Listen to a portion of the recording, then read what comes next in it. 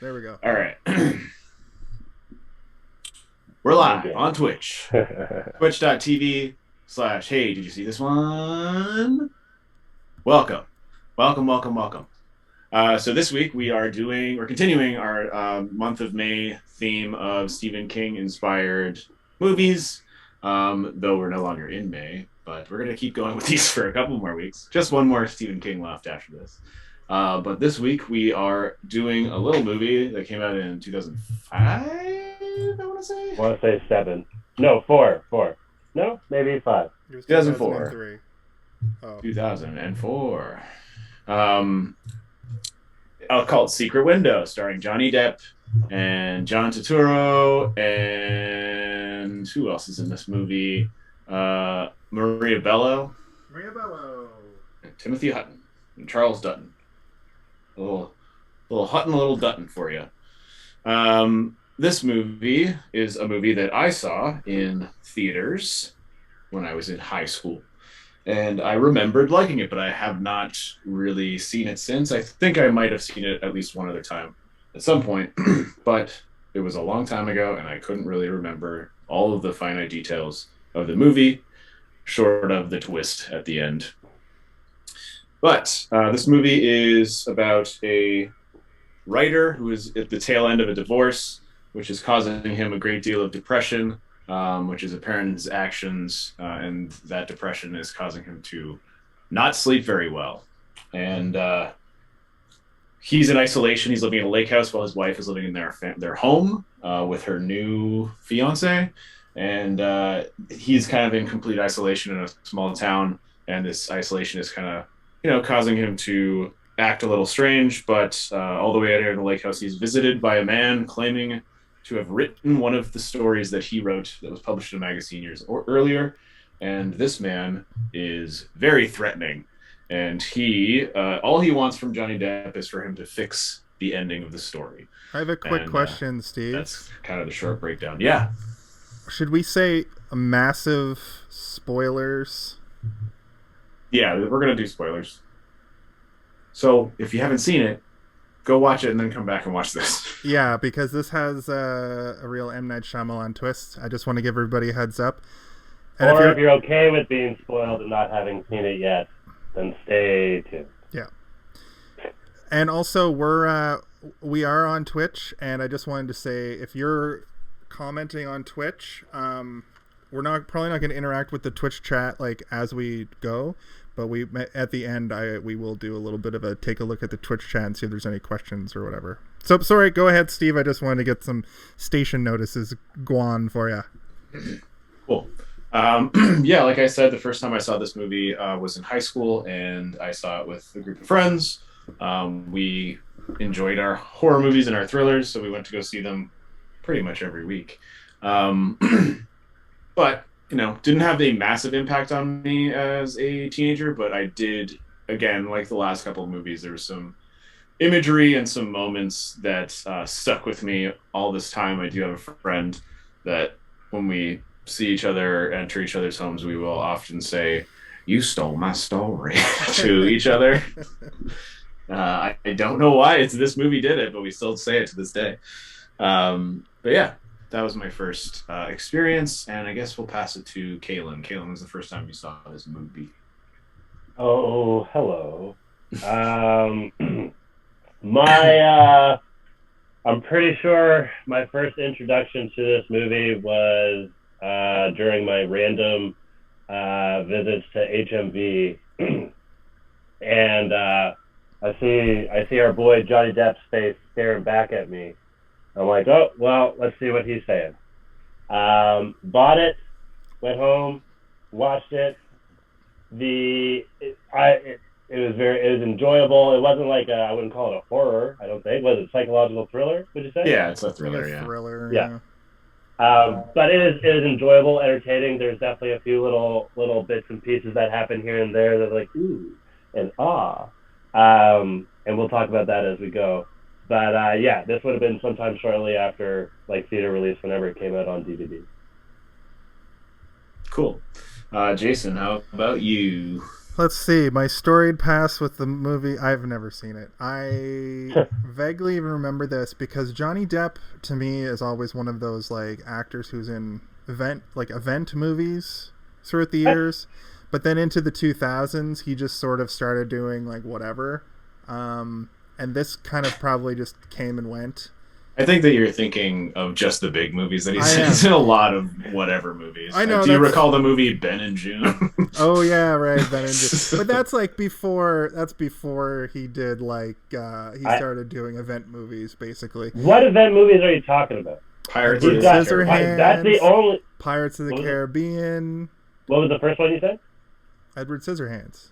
Basically, Tim Burton. I would call that an event. That was Tim Burton. That's high end indie. Okay, fair enough. Kaylin, I like your spicy new outlook. Give it to me straight. I need it. Yes, set this man straight for the record. Anyway, my point is I associate Johnny Depp with bigger movies personally. This one I kind of remember the trailer for, and I kind of remember coming out, but watching it, I was like, this is a lot like 1408, where it's just a banger actor, like acting against himself basically most of the time. And then tell me, please, nobody's corrected me on this, so I would hate to pronounce it wrong, but it's John Turturro, right? Yeah, that sounds right. I think so, yeah. Okay. John Turturro in this movie is also incredible, and this is like a long time ago. This is 20 years ago, so he looks young. Johnny Depp looks young, and it was kind of a mind fuck with everything going on. Now, I don't want to get into... You're like, time.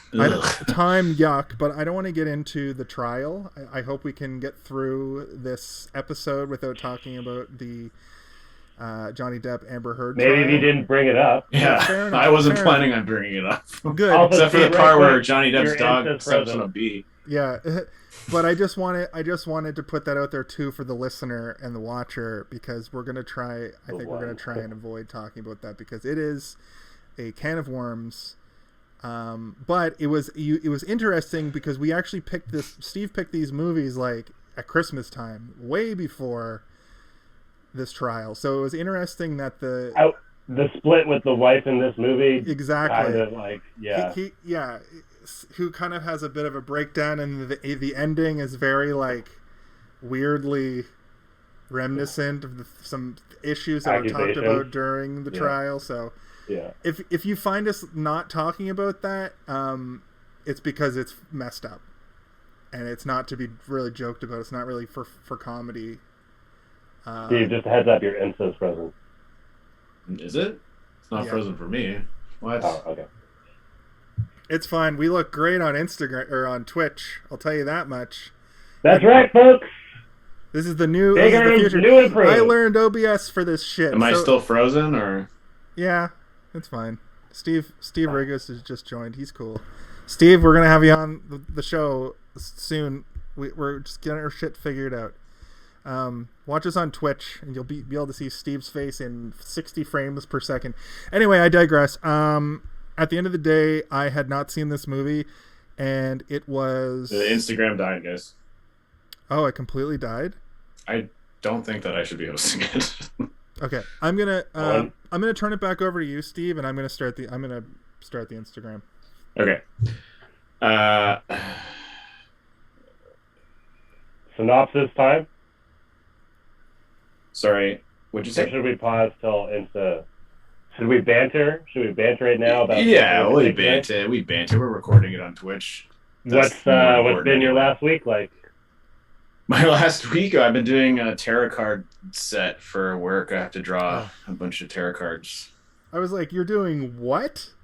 I'm drawing tarot cards for I thought you puzzle. were practicing tarot. Right? Yeah, that's why I was like, "What in the world?" No, I don't believe in magic. I only believe in science.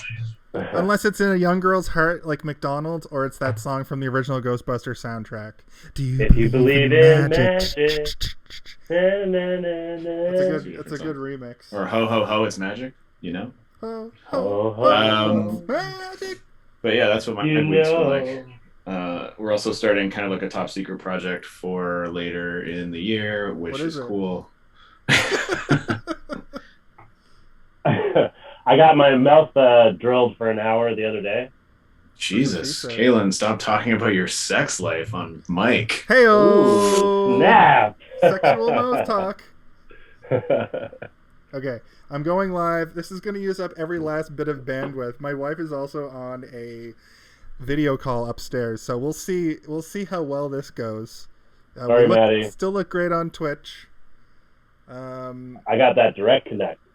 Yeah, I actually. Also, this is what the fans like. These impromptu, genuine moments. Is that what they like? Because they've given genuine. us no feedback. So. There. Sean the Dark Pictures has joined. Hey, Sean the Dark Pictures, why don't you follow us on Twitch, and maybe we could do a collab. A collaboration. Collaborate. Well, I mean, I lost the other video. I guess I didn't lose it, but it's... Oh, Kaylin, you're on your help me help you thing. I just want you to know. Oh, am I? Yeah, is that okay? Of course. Doesn't really matter. Yeah, whatever. It's here. It's here. Yeah. Steve. Hey, we're back. It's me, Steve. We're back. What were quick update for Instagram. We're doing Secret Window this week. I lost the recording, so sorry. 15 minutes of our intro is dead. Yeah, that's cool. But back to we can. Well, whatever.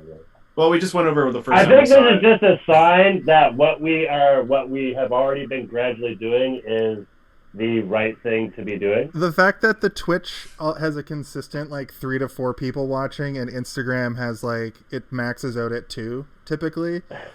Well, at a time, we've had, I think, 5 or 6 different people. All right, let's talk about the movie. And Red Solandric, get out of Instagram, go back to your Twitch. You're watching it on the wrong thing. Anyway, thank you for everybody that has stuck with us on the Instagram, because that's how we got here. But yeah, Steve, I believe you were telling us about the synopsis for this film a little bit more in depth. I believe I was telling you about getting my mouth drilled for an hour. No, you were talking about that. We were ignoring it. I was touching my... Damn it, I said the loud part quiet. In the beginning. The beginning. Yeah, the synopsis of the movie. I kind of went over it lightly. Basically, Johnny Depp is isolating himself in his lake house to give his wife space, I guess, in the end. Also, I'd take that lake house over the mansion any day. Me too, man. No, that's one of the reasons I like this movie so much, is because I just really like the location. Also, they built that entire house on a soundstage as well. And the one that's in the movie. They built 2 versions of it, one in a studio and one on the lake. Right. The movie... Oh my god, I got booted from the Instagram again. What? Yeah. Yeah, I noticed that. Why for? All right. Anyway, Instagram sucks. I think this is the last week for Instagram, because it is a matter of the video working for Steve, right? So Mark Zuckerberg doesn't. I don't even know what the issue is, because Zoom. Does he I'm using data to make sure the connection is stable, and it's still not working. Anyway, let's go over the movie as a whole. So the movie opens with Johnny Depp kind of talking to himself, and it's like a smash cut right on his face, which is really nice. I like when movies open that way. Can I pause you for 2 seconds? What? Insta can't hear me, I can't hear you rather. So should we just close it? My Instagram, it doesn't even have my face. Yeah. I'm gone. So what I'm gonna say is, hey Instagram, we're not able to get it up and running this week. So if you're watching right now, go to twitch.tv/hey did you see this one, and then after the show, I'll make a little video and put it in. We'll put this video on. Is this our goodbye video? No, we need to have all 3 of us do a goodbye video on Instagram. If you would listen to me, we'll do something and we'll put it up. So thank you for watching. This is the last live. Hey, did you see this one? Twitch.tv/hey, did you see this one? Bye. Come join us. Bye. I'm not even there. Oh man, someone said see you at Twitch. Nice. So the movie opens, smash cut to Johnny Face, and he seems frazzled, and Johnny Frazzleface. I just clued into Johnny Face, and it made me laugh. What, like Johnny Five or whatever? No, like it's a funny collection of words. Johnny Face. It's like sounds like a Batman villain or something, you know, like a low-level mobster. Isn't Johnny Five a thing? I think so. Yeah, Isn't Johnny like... Five is the robot from Short Circuit. Right, yeah. I can take these dumb other headphones off. Sick. Oh, I can hear so much better now. We've done it. We've transitioned. We've shed ourselves. Can I migrate to a better background? No, that'll probably ruin this. Well, you can probably leave this and come back. You can probably join it on your phone and then just close the computer afterwards. So we'll never lose you. There will be oh man, how do I mute Kalen, because it's gonna do that feedback shit. Click on his dots and mute his ass. Okay, I'm muting you. You're muted. You are currently muted. I think. Yeah, he's muted. Yeah, his little microphone is X'd. Anyway, so the movie starts with Johnny Cutface. Shit.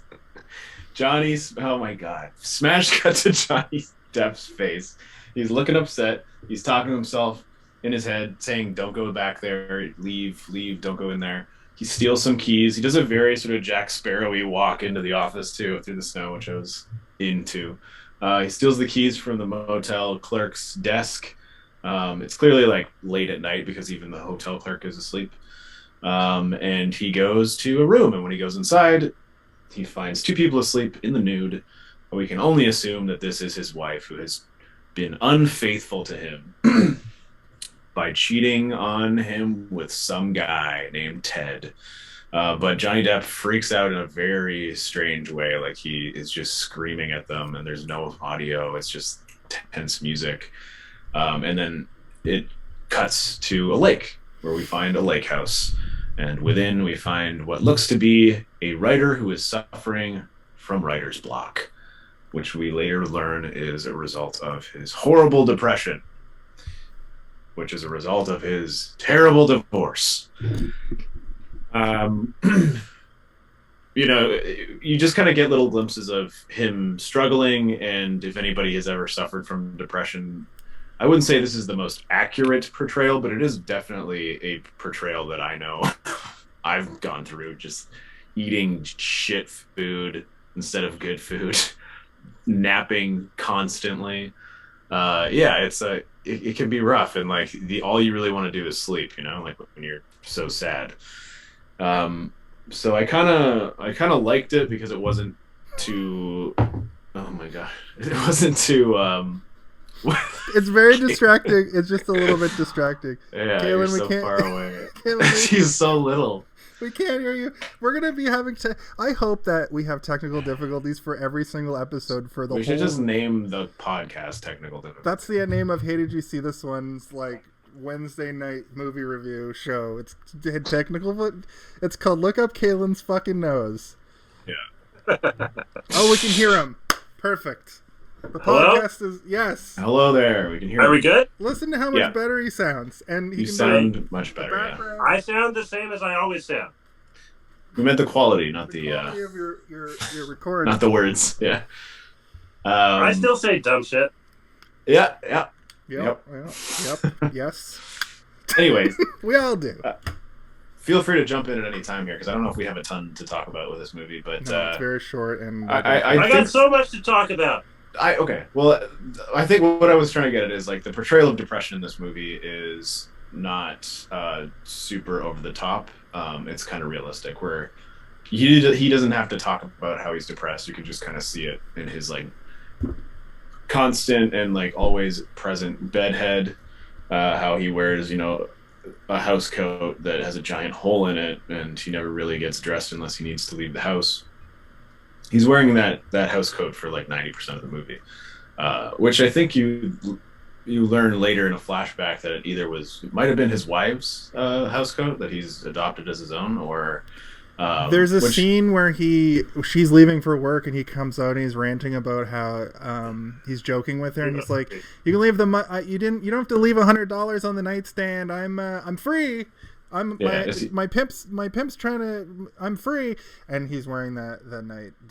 There's also a scene where she's finds the window for the first time, and she's wearing it in that. So I guess she's just wearing his house coat, which is a cute detail. There's lots of little fun, small details in this movie that I'm like interesting, very interesting. So like, there's throughout the movie, after John Turturro shows up, he says like the first thing he says is, "You stole my story," and then Johnny Depp kind of is like, "I did not steal your story. I've never stolen a story in my life." But you find out later that he has at least one other time in his career stolen somebody's work, plagiarized it for his own. But he swears it's never happened before or after. It was just the one time. So John Turturro, he shows up periodically throughout the movie, and every time he does, shortly afterwards, something horrific happens. So Johnny Depp has a very old dog named Chico. My partner actually told me what breed of dog that is. It's like an Australian. It's a very something or other. It's a very, very cute dog, and it is. Yeah. The implications, man. Anyway, let's wait. Let's not get right into what happens in this. Well, I like Chico because Johnny Depp seems to actually. He has like one of those relationships with the dog where that seems realistic to me. Like you talk to the dog, but the dog doesn't get you, but you still talk to him anyway. It's like a nice little sort of like reflecting pond for him, I guess, to be able to talk to the doggy. And I like when he calls him a blind bastard. It's like, whatever, you blind bastard. He does his Hunter S. Thompson voice in that moment. But yeah, John Turturro shows up and says, you have 3 days to provide me with evidence that you wait, no, that's the second time he shows up. The first time he just says like, "I'll be back, read my script," or whatever. He leaves like the transcript of the story on his porch. Then you are introduced to his housekeeper, which I think she is meant to be the character that really shows you how he used to be through her eyes, and the dialogue that she presents to us. It's like she's seeing and has seen this man kind of like crumble both physically and emotionally as a result of like the breakup with his wife. I have things to say about her. I don't want to forget. I'm going to make a note instead of bringing it up. No, you can bring it up. It's fine if you have something to say, just say it now. Well, the thing is it's gonna get spoilery if I talk about what I want to say here. Okay. Well, we don't need to go through the entire plot point by point. So I mean, we might as well just get into it. Do you want to just get into it? There's a major spoiler. It's an M. Night Shyamalan twist. It's telegraphed a little bit, but I was tricked because that's one of the good things about this movie, Jason, is like if you watch it again, you will pick up on things that you didn't notice the first time, and it makes it more interesting, and it makes it a little bit more fun as well. That's what I wanted to bring up about her. I believe that she may not have been real. And also, if she was real, she was telegraphing that whole scene was telegraphing the last 15 minutes, right down to like he looks over the ledge and sees her vacuuming, and then goes back to what he's doing, and he makes a face that's like, "Well, that was weird." Even though the reality is that she is cleaning his house. He's a well-to-do author, But the thing that really got me is after John Turturro comes to the door. Gives the like screenplay to him, or like the rough draft. It's like, "You stole my story." He throws it in the garbage, and then he goes to the table, and it's on the table. And that's when I was like, "Oh, this John Turturro is supernatural." But it's so much more than that, and it's grounded in reality. It's so much more than that, but also so much less, I guess you could say, because it's grounded. It's grounded in reality, and it's more of a split personality movie than it is like scary. And I remember you messaging us on the group chat, and you were like, this movie is as wacky as I remember, and also it's scary, but like in a different way. And this movie isn't overtly scary at any time. There's no gore, there's barely any blood. I didn't say scary, I said spooky. There's a little. They're different. Spooky. It's spooky, but also she says that she took it out of the garbage. She says, "I found one of your stories in the garbage."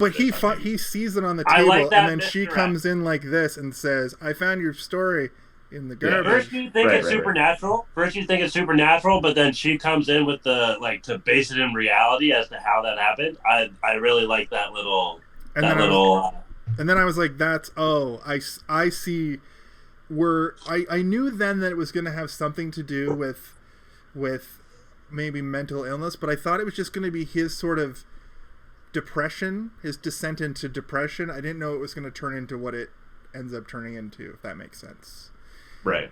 Because he's clearly disheveled. He's depressed because his wife left him. You know who's really disheveled is Ted at the end. He's disheveled. He's de-necked. Thank you. Continue. Sorry, I just had to make that dumb joke. Nope, that was pretty. I never really considered that she might not be real. But it's not outside of the realm of possibilities because John Turturro is revealed to not be real at the end of the movie, and he is clearly seeing people that aren't real. So why don't you just let the cat out of the bag? Right. So throughout the movie, John Turturro shows up, and his threats become more and more real throughout. His dog is murdered. His and his wife's home is burned down.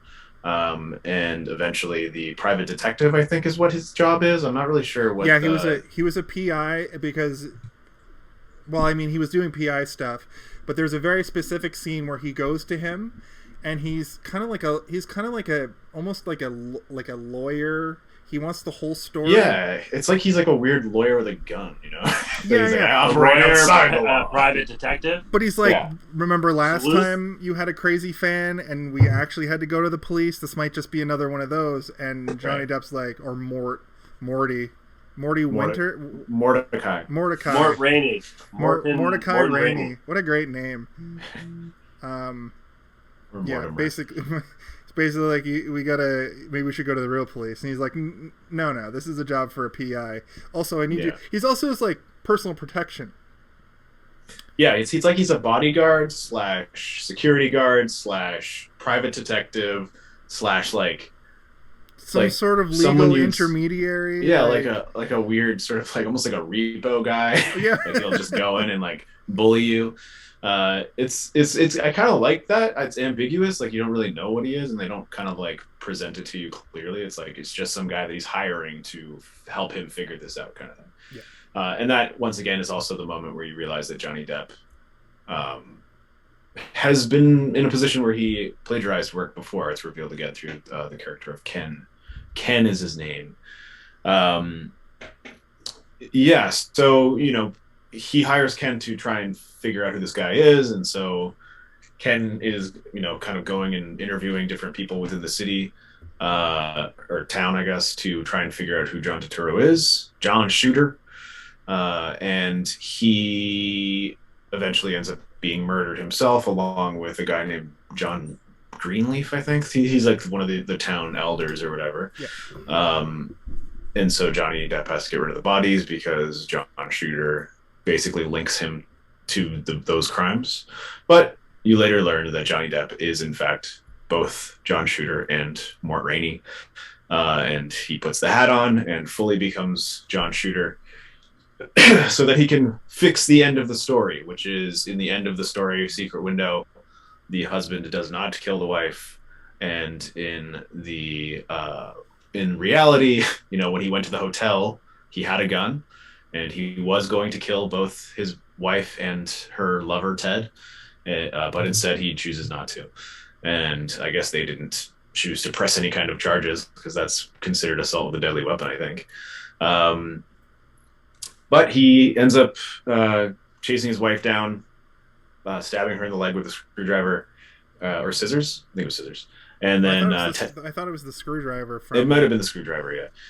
He chased her with scissors, and I was listening to the commentary, and the director, he said his kind of thought behind it was rock, paper, scissors. So at the beginning, you have the rock on the story, the papers, and then he stabs her with scissors. Okay, interesting. That's not how that game works. Yeah, you don't just bludgeon somebody with a rock and then stab them with scissors when they have paper in their mouths like an alien when he's like shoving the magazine. Well, if you were made of rock, then the scissors wouldn't be able to stab you. Now, could they? That's true. That's true. Rock beats scissors every day of the week. And you know what? Thank God, because I am made of scissors. Ooh, someone's got a police officer after them. Is it me? So that means you can kick me. a person made out of paper's ass any day. I If you're believe made it. of scissors. But if you're made of rocks, you're out of luck. You're gonna get wrapped up. No, you're out of luck. You're out. This whole shit. courtroom is out of order. Oh wait, wrong. Oh man. Few Goodman. Few Haven't even ordered Goodman. yet. That would be a funny. I Okay, sorry. A Few Goodman. That was a dumb joke. There was no time for it. Let's move on. So anyway, he kills his wife, and then, or he's about to kill his wife, and then Ted shows up, and he kills Ted with a shovel, and then he buries them both in the garden that is being overlooked by the secret window, where he grows corn, and his whole demeanor changes. His hair is nice and combed. He's got new glasses. He's He gets got braces braces. on. Hi there. There's like a hello. B character in this movie who's like miring him at the post office. The dog steps on him. And he goes to the post office at one point to get a package. And this was one of the things that, like, it's sort of already slowly been revealed that he's just doing all this, and he just has a figment of his imagination show up right before something horrible happens. So he keeps thinking that the John Turturro figment is doing it. But there was one scene where I was like, oh, I should have known immediately. He goes to the post office, gets the package. The package is fine. I think they show the whole thing. He gets home, and he's like, it's open. He's like, how could that have happened? And he pulls the magazine out. So there's a subplot. I'll explain the subplot after. But the pages are missing. The subplot is that... you figured it out at the end of the movie, eh? I figured it out at the end of the movie. And he looks in the mirror and goes, "It's me, John Shooter, all along." John Shooter. But there's a subplot. There's kind of a MacGuffin through the movie where John Shooter keeps being like, "If you can." Okay, let me start at the beginning. Mort, in the beginning, Mort says, "I can prove that I wrote this story. It was published 2 years before your alleged. Shooter says 97. It was published 2 years before that. I have the magazine to prove it. There's one copy in my wife's house, or my house. House gets burnt down. The other copy, the private PI tracks down, has it mailed. He goes to pick it up at the post office, but a boom, page is missing. Whoa, what's going on here? And then, of course, it's revealed shortly after that when he has like an emotional breakdown by looking in the mirror. And they do this cool effect where he's looking in the mirror, but he's facing the other way. There's some pretty cool camera work in this movie. The beginning and the end. Another really good one was at the beginning where he like wakes up from like a dream, but he's like teetering over a cliff on his couch. It was a really cool shot. I think to go back further to my actual previous point was the girl at the post office is Myron. She's like, yo, that he is smoking hot. Yeah. And Johnny Depp's like, whatever. And then Johnny Depp comes in at the end of the movie like nothing happened, but the town knows what he did basically. And he goes and he's like, hello, what would you like to get a drink sometime? She's like, fuck that, I'm out of here. Yeah. And that was a really good way to show how like the town kind of liked him a lot, and then he did not hide the fact that a bunch of people kept going to his cabin and disappearing. And the sheriff even says at the very end, like, we don't have enough evidence. We can't pin it to you, but like we're gonna tie those bodies to you somehow. And then we get that great shot of it pans past him to the window and out into his corn garden. And Kaylin, I wanted to ask you. I made a joke on Monday night when we were doing our other show. And no, I would never eat corn on the cob with braces. Okay, fair enough. That's good. That's actually another question I wanted to bring up to you guys. I was watching this with Danny, and I was like, "You can't do that. This truly is a horror movie." But you said I just kept saying the secret garden, but you actually educated me on what the name of this book is. You want me to say it? Yes. Secret Window, Secret Garden. And if you know that, it almost ruins the movie. Yeah. If you've read the story... Not ruins, but it definitely kind of helps connect it sooner. More of a beacon, yeah. It definitely kind of broadcasts a little bit more. And I audibly went, as it went out the window at the end, I went, secret window, secret garden. The wife says that, and when she's like, it's a secret window. A secret window looking over a Looking secret over a garden. garden. Yes. Can that's I true. complain a little But I bit didn't about know the then. technicalities of that window from the inside shot versus the outside Absolutely, shot? you can. Okay. The That's what we're window here is for. too close to the edge of the wall or whatever from the outside versus when you're looking at it from the inside, all the space that there is to the right of it when you're on the inside, to the left of it when you're on the outside. Also, a waist height window, which is like what? Is Also, not That's a real probably an window. air It's a thing, though. it's a digital window as well. I never noticed it until this watch through. I'm like, what's up with this frame? And I realized it's CGI. There was probably just a makes square green screen there Yeah. that they. There is Yeah. So one thing I want first with this movie and then like with so it starts by we come in through the window, we overlook this writer's desk, laptop, he's working on some shit. It then goes and looks at the mirror, right? It looks at him through the mirror and then goes through the mirror to him. Mm-hmm. So we're going into his psyche or whatever, right? So everything from this point, and so Jason, when you mentioned about her maybe being part of his imagination, that could be something for sure, because everything after that point is all in his head until the end of the movie when we come out of the mirror again, and then we see her arrive and then shit happen. Mm-hmm. One thing I do want to say though, just a technical little me being a little so-and-so. It's called nitpicking. That first thought when we go through the mirror, he should be the other way. Like the image it's proper when we get through it and we're on him, but it should be the reversed way if we're looking at a mirror looking at him. It didn't turn the right way or something? Well, the setup of his cottage. So when we come in, that opening shot, we come in through the window. We're in that up loft area, and then we go over the banister. The stairs are to our right, and they're going down, right? So when we look at the mirror, the stairs should be going left, but they're going right. That's just a nitpick. Where has this Kaylin been for 50 episodes of this show? All you guys talk. You never let me talk. Well, jeez. Well, put the knife down, Kaylin. I learned a lesson today, and that's let Kaylin talk. We should just have a segment where we just let Kaylin say whatever, or just let Kaylin that's probably host. A terrible segment. That sounds like the worst segment I've ever heard. But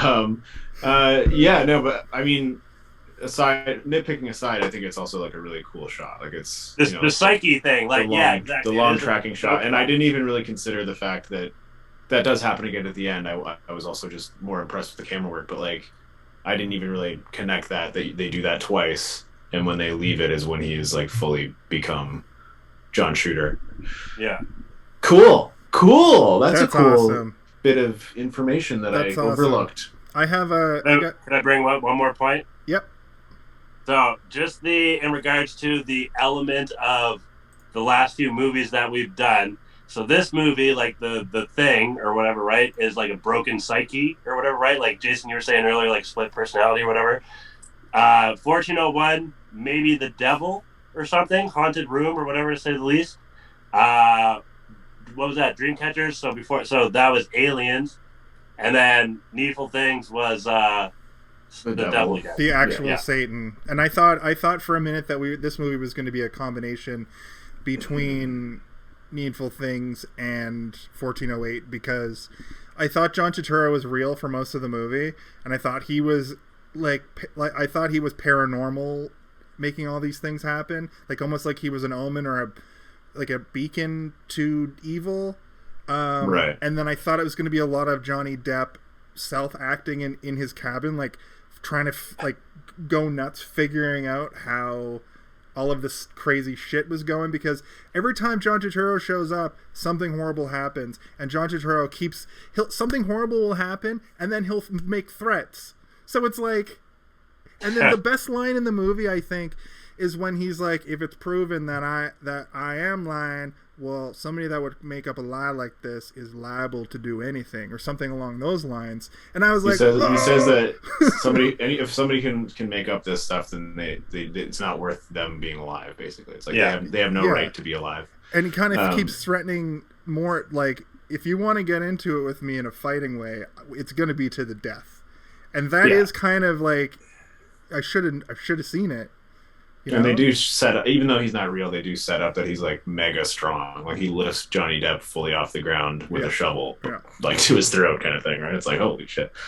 I like this is, I think, probably my third time watching this movie over the course of my life, but I was keeping an eye open for things because I'm like, I know that they're probably showing us more than I realized the first time I saw it. So. Are you asking a question, or are you I call them the crack. Are you gonna list some of the clues? Are you gonna list some? I'm just gonna list.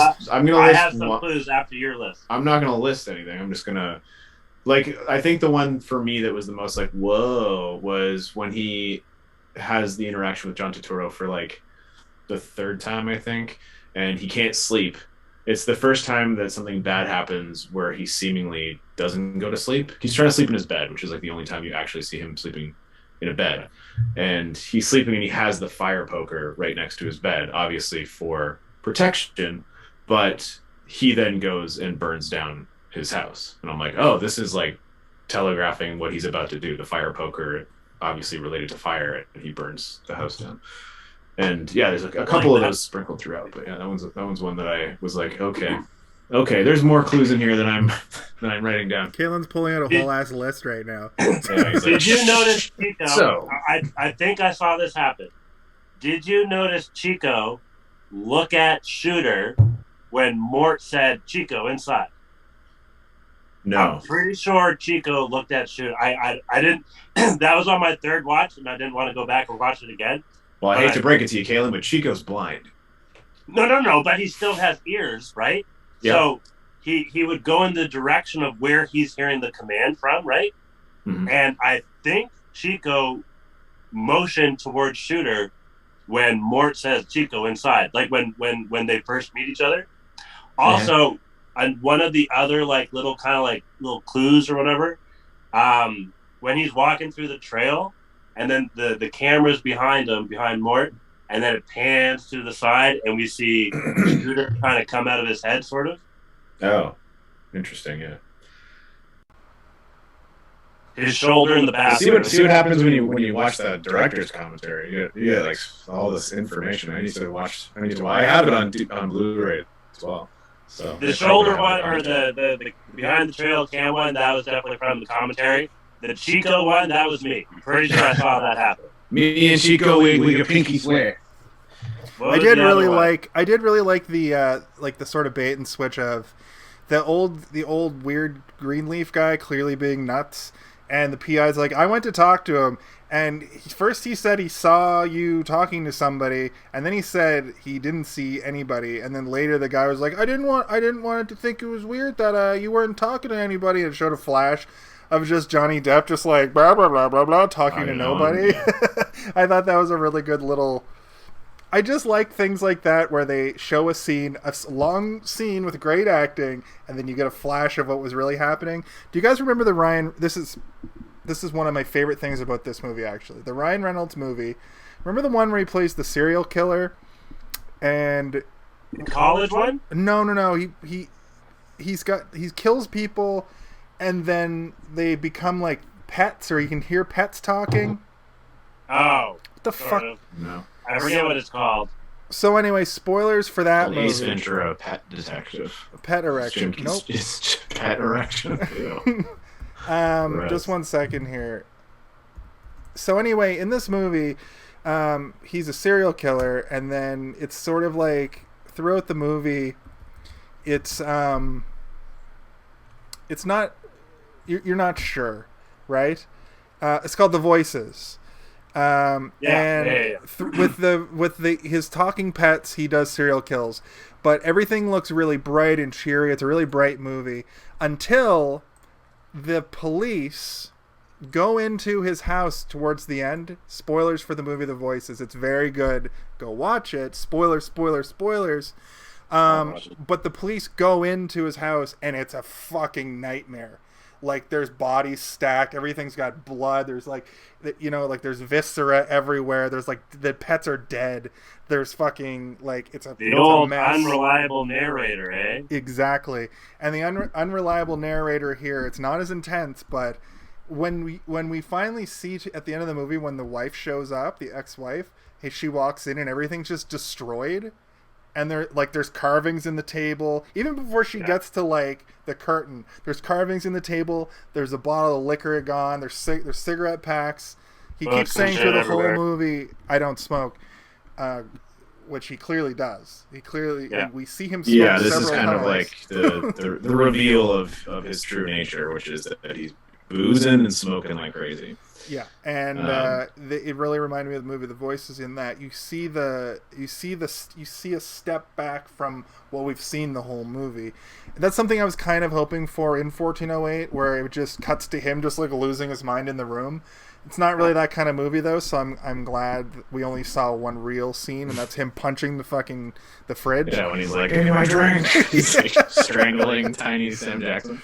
But I like I had never considered the fact that the housekeeper might not be real, and now that my brain has been brought to that place, I'm thinking about like every time he smokes, he's like hiding it from her, but it's his house. He can smoke all he fucking wants in his house. Why is he trying to hide it from this lady? And it's like, well, maybe he's like trying to hide it from himself. Like he's just like, I'm not smoking. Behind her back, he's just like rolling his eyes, and like clearly he's like, why this woman's so annoying? But like, why keep her on the payroll if you hate her? Get a house cleaner that's going to mind their own business. We don't get any backstory for her. It could be the reality could be that she's some sort of family friend, or he's just had her for 20 years. Right? Yeah. No, but it seems like he hates this woman. And she seems like a figment of his imagination because of the way that he interacts with her through that he first immediately starts to like bit. messy the place up again when she leaves. Like she vacuums up all his Dorito crumbs and puts his pillows nicely on the couch, and he's like, "My pillows." In that one scene, he's like slamming. He wakes up and starts slamming Doritos. Basically, This movie definitely Pepsi sponsored. There's so many bags of Doritos and Cheetos, and then there's also like Mountain Dew, and it's like it's not. Who drinks Mountain Dew? I mean, if I have to drink soda, I only drink Dr. Pepper or Mountain Dew. Really? What about ginger ale? Ginger ale, I think. I don't really drink soda, like period. Let us know in the chat water. what kind of pop you like, but I typically drink kind of sody pop. Did you guys notice him wipe the lip of the can before he drank it? No, I did, yeah. But I do that. I do that all the time. I do that before I open a can. I wipe the mouth. But I only drink bubbly, and if I have to drink pop, I'll drink Coke Zero. But if I'm going to drink a sugar pop, as I like to call them, sugar soda, it's going to be like a Doritos or something fancy. But I am pop? Doritos? Not Doritos. Doritos. It's like a Mexican pop. But the thing I am a sucker for is when I go into like Shoppers or a Rexall or like the grocery store and they have some like pop I've never seen, like pink Baja Blast and shit. That's when I'll drink a Mountain Dew. But I used to, when I was a teenager and when I was in my early 20s, my man, Mountain Dew was so good that I'd slam it and then I'd get a real bad tummy ache that felt like my stomach was going to explode. Psychotic. I'd have to burp 1,000 times. Yeah. Jolt Cola was like the cola and it had like a little like meter of how many cups of coffee worth of caffeine is in it. Yeah, before drugs and alcohol, me and my friends would go to like the little boutiques, like you remember? That's how me and Durak finished Final Fantasy VII. We went and bought a bunch of Jolt Cola and just like played a ton of it. Remember that little boutique high on pop candy store, Kaylin, on Quinpool when we were like kids? The Candy Bowl? Yeah. Me and my friend Jake would go there before drugs and alcohol came into our lives when we were like 15, 16. And we would just be like, how many are we allowed to buy? And they'd be like, as many as you want, but like don't drink more than 3 of these. Because we only have 6 because we imported it from fucking Europe. this is back before energy drinks too, ladies and gentlemen. I remember before the 80s, no, the 90s. The late 90s is when like energy drinks came out. You know, but sorry, I just wanted to get some water. That's cool. Get it? Steve only drinks water and beer, so it's true. And wine sometimes. I haven't drank wine in a while, but I do have it sometimes. Yeah. You've got that taste asphyxiation, hangover aversion to wine, probably. Yeah, wine is one of those things that like I do like it when I'm drinking it, but then I I'm like I feel like I'm on crack. I'm like all shaky and like too much sugar in my body. Yeah. Yeah, and also like a lot of wine has a ton of preservatives in it, which is like the reason you get so hungover. If you drink like really pure wine, you actually don't get as much of a sugary hate hangover than you do if you buy like a super expensive just like one. beer with no preservatives, apparently. Anyway. Speaking of drugs and alcohol, this character reminded me of if Johnny Depp played a Hunter S. Thompson, but didn't play it like Hunter S. Thompson, and instead played it like the most normal person I think I've ever seen him play a character. Like this was the most normal dude to the point he changed his voice and just sounded like a regular person. Like, hello, my name is Mort River or whatever. What was it? Yeah, Rainey. I mean, it's kind of nice sometimes because of how character he is in most movies, or like his most prestigious or predominant movies, the ones that everybody knows. He's always like caked in makeup or has a crazy ass hair, or like there's something to him. Where it's kind of nice every once in a while to watch a Johnny Depp movie where it's just Johnny Depp being a good actor. Yes, Nick of Time. Nick of Time? Yeah, go watch that movie. Also, I have like a bunch of Johnny Depp's discography. I don't have Crybaby yet. That one's kind of weird. Also, the Rum Diaries, but he is technically Hunter S. Thompson in the Rum Diaries, but he doesn't. I would describe Rum Diaries as like a prequel to Fear and Loathing. It literally is. Literally what it is. It literally is. It's like a couple books before Fear and Loathing is based off a series. Yeah, it's instead of it being based off a series of short writings. Him and Johnny Depp were good friends. Yep. Like this. Yeah. Do you think that Johnny Depp and Jack Sparrow were friends in real life before Jack Sparrow's untimely death? Yeah, this is like basically like the retelling of behind the scenes of Pirates of the Caribbean. Johnny Depp looks in the mirror and he sees Jack Sparrow's back. Like, he's writing the Secret Window is actually the first draft of Pirates of the Caribbean somehow. Yeah. And John Turturro is Disney. Yeah. He's like, Disney knocks on the door and they're like starts killing everybody. Starts murdering people. Yeah. Killing dogs with screwdrivers. Let's get back to the plot. So after his housekeeper leaves, she's clearly concerned for him. She tells him, just know that some people don't understand what they have. It's pronounced pseudonym, right? Pseudonym? Yeah. I like how I found that to be like a real life thing where it's like pseudonym or nim or whatever when she's trying to say the thing. Right. I thought you used a pseudonym. Yeah. I had a pseudonym in the early days of the internet, and it was Robert No Love. Bobbert Loudmouth? No! That's me now! Bobbert Loudmouth! Attorney at law. Attorney at law. Just put attorney at law after everything and it makes it funnier. Blah, blah, blah. Rob blah blah's law blog. Attorney at law. Yeah, she basically, says to him that, it's basically she's saying like your wife doesn't realize how great of a person you are and it really sucks, and just know that other people care about you, because she can see him basically like slowly killing himself, right? And he does not seem to appreciate it at all. He's like, yeah, whatever. He still wants the missus though. There's like a few like little they have that interaction on the phone where she's like, I'm not with Ted, and he's like, oh. And it's like, I'm not with him right now or whatever. Also, there was when we see him, he's in the car like watching them, but where the angle is from the side view mirror, and then it focuses on objects in the mirror closer than they appear. I was thinking that she's still close to him. That's how I interpreted that. Like, he still holds her close, like, still has feelings for her.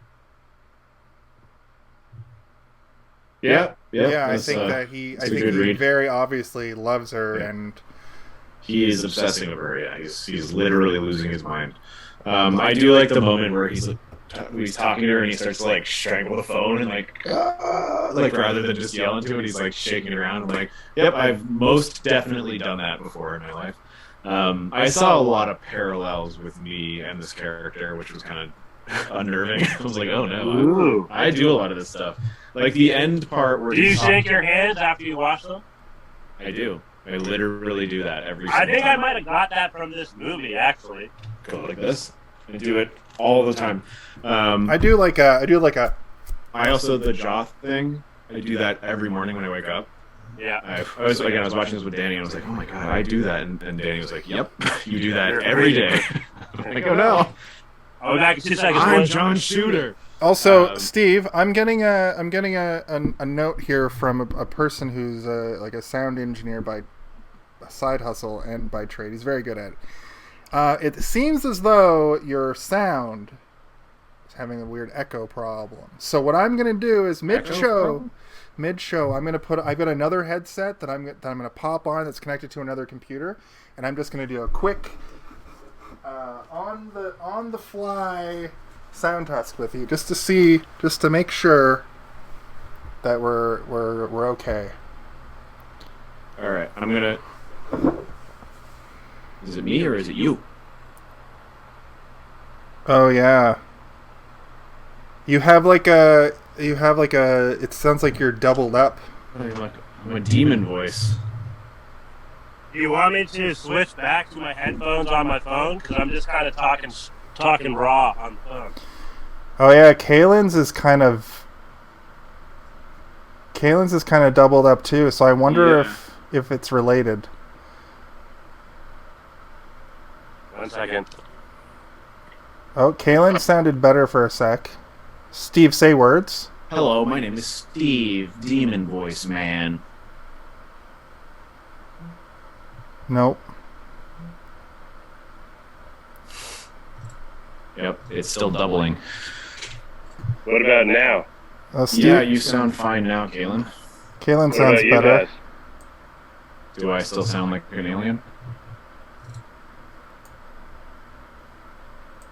Hello? Check. Yeah, Kaylin sounds a bit better. Steve, say words. Hello, it's me.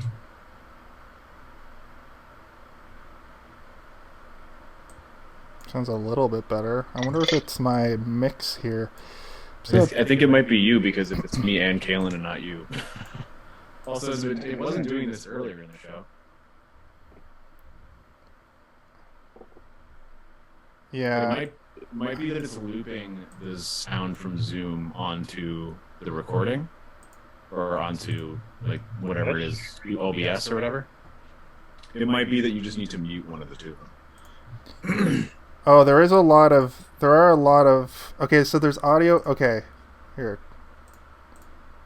Say words. Welcome back to Technical Difficulties, the show where we can't get through a whole episode without some shit happening that makes. I figured. I think you figured it out, ladies and gentlemen. I figured it out. Jacob, you'd be so proud of me. I did it on the fly and I figured it out. I had to mute one of the. I'm proud of you. Why can't we be proud of you? Shits. Wait, did you just have to mute one of them like I said? So I figured it out. No, I figured it out. I figured it out. Jacob, let us know. And also, you should be watching this on. You know what? The fact you're watching fucking is amazing.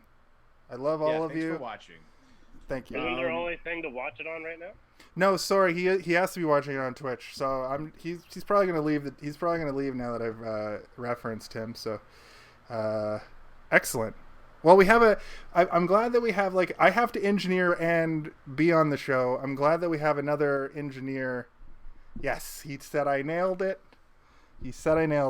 I'm glad that we have a secondary engineer, huge fan of the show, Jacob from Halifax, one of my best friends of all time. Turn the other guys up 11. Turn the other guys up 11%. That I would say is 11%. These speakers go to 11. Kaylin, you can probably go back to the better audio without the headphones. Oh, this one's no good? No, it sounds like No, it sounds like you're on a phone. What about now? Yeah, but Yeah, much better. Yay! So she leaves. He goes back to Naptown. He takes a nap. His wife calls. He does some funky stuff. That shot where he leans over the couch and there is a bunch of water beneath him. Actually, used recycled material from the movie Jurassic Park: The Lost World. Interesting fact. Yeah, apparently the director just called Steven Spielberg and was like, "Do you have any extra footage of those rocks? Because I don't want to spend $1 million filming rocks." Did you guys? Another thing about the filming of this movie that's really interesting. I kept seeing shots that looked really familiar, and I was like, "Was this filmed in like?" There's like places I've gone camping just slightly outside This of was Toronto. filmed in Quebec. In Quebec. Thanks, Yeah. Steve. Nice. Thank you for walking all over that. I was just gonna do a little. Oh, I thought you were asking. You No! said, "Did you guys notice?" And I was like, "Yeah, I noticed." And then I looked it up. Yeah. No. Yeah. You're right. Also, they shouted out Quebec in the credits. Yeah, they filmed a bunch in like the wilderness of Quebec, which is massive. But the motel, I believe, at the beginning was in Montreal. Cool. Did you guys notice that they did a lot of weird color correcting? That was kind of cool. Like because they show that motel again later when the private detective was there, and it's like quite colorful. Like everything really? is pretty vibrant in color. But Nice. when he's in there, everything is like black and white except for red. Like all the color is basically desaturated to almost black and white except for them and the red lamp shades and like the red door frames and stuff. It's just cool visual storytelling. Yeah, that's awesome. Actually. One of the other clues that I kind of, maybe it wasn't, maybe it was, he has the black winter toque, Mort, and then Shooter has like the black pilgrim hat or whatever. Both black hats. You know, if Yeah. this was a Western, they'd both be bad guys. It's true. But yeah, I like when they do that kind of stuff in movies. I think I was talking to you guys a little bit earlier about something like this when, you know, in like a movie when like a teenager is having some angsty moment and they're walking through the hallways of a school and every single person is looking at them. How like in reality that would never happen. Like nobody would be walking through school and every single person would be like staring dead at them. It's just sort of like the internalization of that character's feelings. They feel like everybody is looking at them. The only way for you to convey that in a movie is to literally have every single person staring at them. That's kind of how I felt about the black and white at the beginning. I'm like, you know, when you're like so upset that you're like hyper focused and fixated on one small detail. He literally is only seeing the red of the world around him and everything else is kind of faded into this gray, and it's just like showing his like fixation on the exact purpose of that scene, which is like his wife is cheating on him and that's all he's thinking about and how angry he is. I just really enjoy that kind of stuff. To open the movie with that scene too was really really interesting to like get the full picture as the movie progresses and just showing like flashes of it like throughout the movie. Yeah, it's almost comedic the way it flashes sometimes, but it is like super provocative and like it editing grabs was you right dope. from the beginning. Yeah, I had The way no. they have the hood mount or whatever on the car, and then transition to like stationary as he reverses back or whatever. I had no idea what was going on when the movie opened up. I couldn't like. There was too like. The sequence has too many things happening to really be able to wrap your head around what could be happening outside of. I guess I thought that he was busting into somebody's hotel room for some reason, and that's as far as I got with it. I guess your head will go to some sort of domestic situation, but that's not even where my head went because it happened so fast, and then it's just like 1 month later or 1 year later or 6 months later. 6 months. 6 months. 6 months later, it just flash cuts to that, and then you're immediately introduced to this other version of him who couldn't possibly do anything like that, right? Maybe he was in an old school fit of rage, and you also see the cracks of like the domestic issues when he finally talks to his wife, and she keeps being like, "Yeah, the way you used to be, or the way that you are with the drinking and like your." She never outright says you're like explosive like anger, but you sort of get the impression that he's got some anger issue, and then you start linking it back, and it's almost like a red hair. That opening scene almost plays like a red herring for what's about to happen in the back half of the movie. I thought. Yeah, and it's also like it is the source, right? Like that one moment is basically the source to all of his pain, right? It is heavily implied by the wife that what is her character's name? Amy? Abby. Amy. Abby? Or no, Amy. She, implies that like he's been emotionally distant for years, and like even when they're together, he's just not really there. Like he's just kind of living in his own head. And that can be kind of devastating in a relationship, right? If somebody is absent even when they're physically present, it's almost worse than them not being there at all. Once again, like this is probably a like a slice of life from Stephen King's existence. He's probably had relationships that were very similar to this. Like this is the first movie I didn't read anything about it, and also it kind of blows my mind that this is a book and not a short story. It's a novella, so it's a novella. Okay, yeah. But he's got like filmmakers have gotten so much more out of short stories than they were able to turn this novella into, because my biggest problem I think with the movie is that it's like a series of like on your first watch, it's one of those ones you got to watch over again. Absolutely, that I'm learning that talking. I finished it. I was like, ugh, I don't know.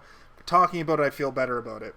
It's also limited to its rating a little bit too. Yeah, it's what is it, PG-13? Yeah. I think there's like one F-bomb, if that. But it seems like a series of things happen that are kind of like you're just watching a fucking drama, and then a big twist happens at the end of the second act, and the whole third act is fucking chef's kiss, good acting, good reveals, just thing after, like there's not a dull moment, where the movies we watched up to this were just like, and the John Carpenter movies too, which I've brought up a lot of times, it's like a series of things are happening, but everything is more interesting than last. And this, it's like they tell a whole story, and then there's a twist and a turn, and everything takes a turn, and then there's just a series of reveals. But you don't. I'm pretty sure it was an hour and a half too, which is your favorite. It's right? my favorite. It was 65 or it was 95 minutes, and I saw that today, and I was like, I'm going to be able to digest this movie without taking notes. I didn't take any notes for this beyond my actual thoughts, like my actual like I want to write down this thing, but I always remember those. But I didn't have to, like with long fucking 2 hour plus movies or hour 45 plus, I have to like write the scenes down as they come, because then I'll just forget what happened in those like slower moments. Yeah, a movie like this though, it's kind of difficult to keep track of all the moments until after a certain point, because like, John Turturro shows up 3-4 times before the car is full of dead people. And like before that, you're like, is that the first time he shows up or the second time? I can't really remember, but it doesn't really matter, because every time he shows up, the exact same thing happens, where he's like basically giving him a countdown, being like, you got a day to bring me that book. You got 48 hours. I'll see you in 4 hours. Like it's just like a countdown to when he's going to show up again. And I want my hat back. Yeah, I want my hat back at your earliest convenience. Back one way or another. One way or another. Yeah. And like, if there is like a great sense of tension building, right? Because all of his friends are now gone, and the sheriff is sniffing around. So much tension, and like even some tension that they don't even come back to. The glass of water on the edge of the counter. I'm like, oh shit, what's gonna happen? And it's still like the movie ends and Kalen's pulling his hair out. He's like, the glass of water though. He gets his watch stuck on the gear shift of the truck. That was the tensest moment in the movie, in my opinion. They still don't bust him at the end. But I think that they focused on that because of the fact at that point in the movie, right before that, Turturro or Johnny Shooter had been like, I'll burn your whole life down. Do you know how much of your DNA basically I've put on these murders? Like, yeah. And then his watch gets stuck in the thing as he's pushing the truck over. And it's weird because correct me if I'm wrong, but as I'm watching that, I rewound this part a couple times because I feel like I might have missed something in their little back and forth, because Johnny Depp passes out and wakes up, and John Turturro's like, you've been out for 3 hours and you got to deal with these dead people. And then that's when he's like, you can't go, if you talk to the sheriff, I'll burn everybody that you love down. And then he's like, oh fuck. And then Johnny Shooter leaves. And then he immediately gets in the car and starts poking around at the dead guys. And then the next scene is him pushing the truck. So that might be part of his psyche from his, like, I've killed these people to reality bleeding across. Because I mean, at the end of the movie, you realize that he's the one that killed those people, so he needs to hide the evidence anyway. But in that moment, I think John Turturro is inferring, like, if you don't take care of these bodies right now, I'm going to go tell the sheriff that you killed them, and that's your screwdriver in that old man's head. Yeah. They're gonna think it was busted. You. And I think it was a red herring that the watch went over and they focused on it, because I think that was a little bit of a misdirect. I think that the watch being hooked there is more meant to be like, oh my god, he's gonna go over with the car. But I also, when watching it, I'm like, well, now his watch is in there. They're going to catch him. And I agree with you. That, like, surface level, that is what's happening in that scene. It's a thriller movie, so that it's a tense moment where you think somebody's about to get fucking click-clacked by getting pulled over a cliff by a moving vehicle. But the reason why we do this, and the reason why people analyze movies, is to go below the surface level. And I think we all reached the same conclusion that, like, the filmmakers might have wanted you to be misdirected and show, there could be a cut where they don't even show the watch part. They just kind of show them like unreliable. Yeah. Unreliable narrator is one of my favorite tropes, Kalen. I'm so glad that you brought that up for this. Speaking of tropes, before I forget, sorry, the name drop was at 12 minutes and 21 seconds. I got 12:19, but okay. I'm relying on you guys to do that now. I've given up on keeping. I do pay attention for it, but I don't write down the time. I went, and wrote it down. Oh, it's the movie I'm watching. She said the movie. Well, it's a Family Guy joke, I think, is where it comes from. He said the thing. Yeah. It's like watching Gone Baby Gone. Yeah. Wait. Like, there's no way they say that in there. There's no way. That movie's about, like, a horrible murder. I remember seeing that movie. I was watching with my friend Matt, and I turned over to him and I'm like, "That's the name of the movie." We're like in theaters. I do like that, and you may be right. It might be a red herring, but it definitely it gives you that feeling of like, oh, now there's more to worry about. And then there is the moment where the sheriff is approaching the vehicle and being like, "You got a minute to talk." And that is all there to ramp the tension as well. And you're thinking, like, does he know? Did they find the car already? Did they have his watch? Like, all that stuff. And you never know. And at the end of the movie, the sheriff says, like, we know what you did to those folks. And as soon as we find the bodies, you're going down. That, to me, implies that they also have not found the bodies of the other two. Of any of them. Yeah. And I had it. It was one of those cracks, dude. When he says... when he's wigging out, he's just pushed the truck over. He goes into town to get the package, and the sheriff comes up to him after Johnny Shooter's been like, "Do not talk to the sheriff specifically," and the sheriff leans his head in and he's like, "Hey, do you have a few minutes to talk?" And he's like, "I don't have any minutes to talk." But then it cuts back to the sheriff, and the sheriff, like, backs up and goes, "Mm-hmm." I was like, yeah, why did they show that? Yeah, that was kind of weird. I'm like, this guy's not the character that we care about.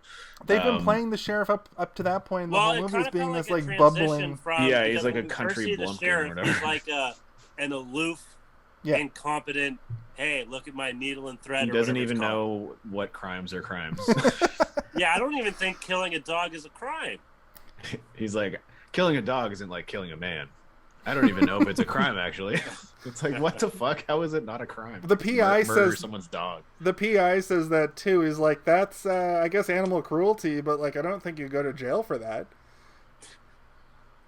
Which it's unfortunate, but also is dark as fuck. But, like, I'm gonna do. There are people that remember, like, there's, like, old ladies that poison neighborhood dogs and shit because they poop on their lawn or whatever. And it's like, those people aren't going to jail. They're getting, like, a hefty fine, but they're never going to jail for it, which is like, maybe there should be, like, a mandatory minimum for murdering someone's beloved pet. You should do 1 year in maximum security prison if you murder a dog. 1 year? That 1 seems year. That seems like a lot to me. I feel No, like they would in learn their lesson in after, fucking like 1 month. in Oz, like in maximum security prison. They might get killed. I can speak from experience. That's a lot. I believe it. That's what I'm saying. It's not a lot in the grand scheme. It's not 25 years in a maximum security prison, but compared to white collar criminals who do money crimes and spend 10 years in a fucking minimum security resort, compared to if you're a normal person who fucking kills an animal out of cold blood, 1 year in maximum security is gonna. It might be too much. That might be too much. Like, that's Overkill. a lot. I agree with you, Caitlin. That is far too much for like killing a raccoon or some shit. You know, like. No, raccoons are different. If you're from Toronto, fuck raccoons. They are annoying, but they're cute. Did you guys think the female lawyer was trying to, like, be like, like, so when she's like, when he calls her Mrs. Whatever, he's like, oh, that's still on there, and then they kind of like, it kind of feels like they flirt a little bit. It definitely and then feels like the ex kind of like takes off her thing and shows off her shoulders a little bit, and then he's like, oh, hello again. Fuck, how do like trying to like get his attention again, and then how do I? Or at least that's how I interpreted it. Anyway. Look at Johnny Depp's face. This regular dude in this town is not only a successful author, but has the face of Johnny Depp. This is a big city New York lawyer. Oh yeah, that's true. That's but what I think Caitlin's referring to. And yes, I do think she was flirting with him, and also taking his side in the argument, which wasn't really an argument, but it seemed like she was leaning to his. When Ted was rubbernecking, have you guys ever heard the term rubbernecking before? Yes, absolutely, I have. You have heard that shit? Yeah. It's like when there's a car crash. When there's a car crash and people are rubbernecking. Rubbernecking. Yeah. Oh, I didn't know that. I don't like it. That's not a term that I like. I didn't know that. Yeah. And I don't like it. No, but yeah. I was just gonna say before we move on, you could do a cut of this movie where the women in the background are probably Myron, old Mort. Morty. Then they hear his name and they're like, ooh. There's Morty. One part that I'm like, okay, so he goes to go meet Ken in Greenleaf, and he goes into the little diner / grocery store or whatever it is. And she's like, was there someone there looking for me earlier? And she says, no. But clearly he had already gone and killed those guys, right? Like at that point. So it's like, were they all there? Oh, how'd they meet? Yeah, did they meet outside? That's like one inconsistency that I'm like, what? Ooh. Yeah. He met him before going in somehow. I bet you there was I can think of. I bet you they filmed a part where she's like, yeah, they were here. Yeah, you were here with them and you guys left in that truck. Like, but it cuts to that. They probably could not find a way to make that work without it. Yeah. It cuts to that truck and it felt like the way that I perceived it was like it doesn't matter. They're riding together, so it's proven that they were together. So yeah, it can be explained away in like they could have met outside. They could have. Maybe that scene is in his imagination. That he doesn't actually going and do that. He's just imagining Mort doing that. True. There's a lot of him waking up and sleeping, and like the whole thing could be. There's a lot of Fight Club. Well, that exactly, Kaylin, and that's what I wanted to talk about too. The fact that there's many scenes in this movie that start with him waking up. So who knows what's happening, like in between him falling asleep and waking up. Because clearly he murdered his dog overnight, you know. Clearly he murdered the PI in Greenleaf or at 8 o'clock in the morning. Yeah, there's so many weird time inconsistencies for me that like I have to stop thinking about it, because like he finds his dog dead, right? And then it cuts to him burying the dog, and it's like sunrise, like the sun is rising, and I'm like, did it take him all night to fucking dig that hole? Or did he Maybe wait he's got until some sunrise tough soil, and like then... really like rocky stuff. Because then later he says that he found the dog at 9 p.m. So I'm like, did he literally dig a hole for like 8 hours? Like, or did he go to sleep and that? What? If your dog is dead, you're burying it immediately. You're not gonna leave him with a screwdriver in his skull. Immediately? Outside. I don't think I could bury it immediately. I mean, I don't mean immediately, but I don't mean like go to bed. I wouldn't be able to sleep if my dog had been murdered. No, but this dude is a Ted Bundy level fucking serial murderer. Yeah, and also it's like, again, the time inconsistencies. It's like anything that he says is unreliable, right? Like you don't know what's truth, what's not. What he believes is not necessarily what actually happened, and like. And from our point of view, it goes between a calculated, cold, murderer who's doing all of the horrible, terrible shit and also drinking and smoking and just being awful, and cutting to him waking up and being like good and just and confused and has writer's block, you know? I want to see more of this story. Like, I would like to see a retelling of this universe, like that's a prequel TV show that is a slower burn, you know? The reality of it all. And we get to see a bit, like, I want the Better Call Saul to this movie. Where he's him, like, got hits, book hits, and misses. Yeah. I don't know if I would particularly enjoy that show, but maybe. What if they did a series where they do half from Mort's perspective and then half from Shooter's perspective? That'd be. I would have loved if all those flashbacks where he's like, "Yeah, I know, but just pull up over here." Like, I would love him to be like, "Yeah, y'all now pull your car over here so I could talk to y'all for a minute." Like, I want that in the flashbacks. But yeah, I think that, like, most of the movies we've done so far feel like they could easily have been adapted into like a 6-episode miniseries or something. Like, Needful Things would be a perfect show. Dreamcatcher even could make a pretty decent show. 1408 I think is pretty good as a movie. I don't think you need to stretch that out any further than it was. And I'll say the same thing for this one. It's I think there are times in this movie where I feel like the length is perfect, because anymore I would have been like, all right, get what's going on here. I don't need this is too much. And if it was shorter, I would have been like, what? I need more information. But I think it gives you exactly what you need, right? Like, it sets everything up, pays stuff off. It's confusing in the right ways and intriguing in other ways. Do you guys ever sharpen your corn pinchers? Or whatever those things are called? He's doing like I think he was doing that just to be, like, threatening to the sheriff. I'll stab you to death with these tiny pins. I believed him. I thought we were going to see some eye stabs. Yeah. Like a ninja, like an assassin. An assassin. Yeah.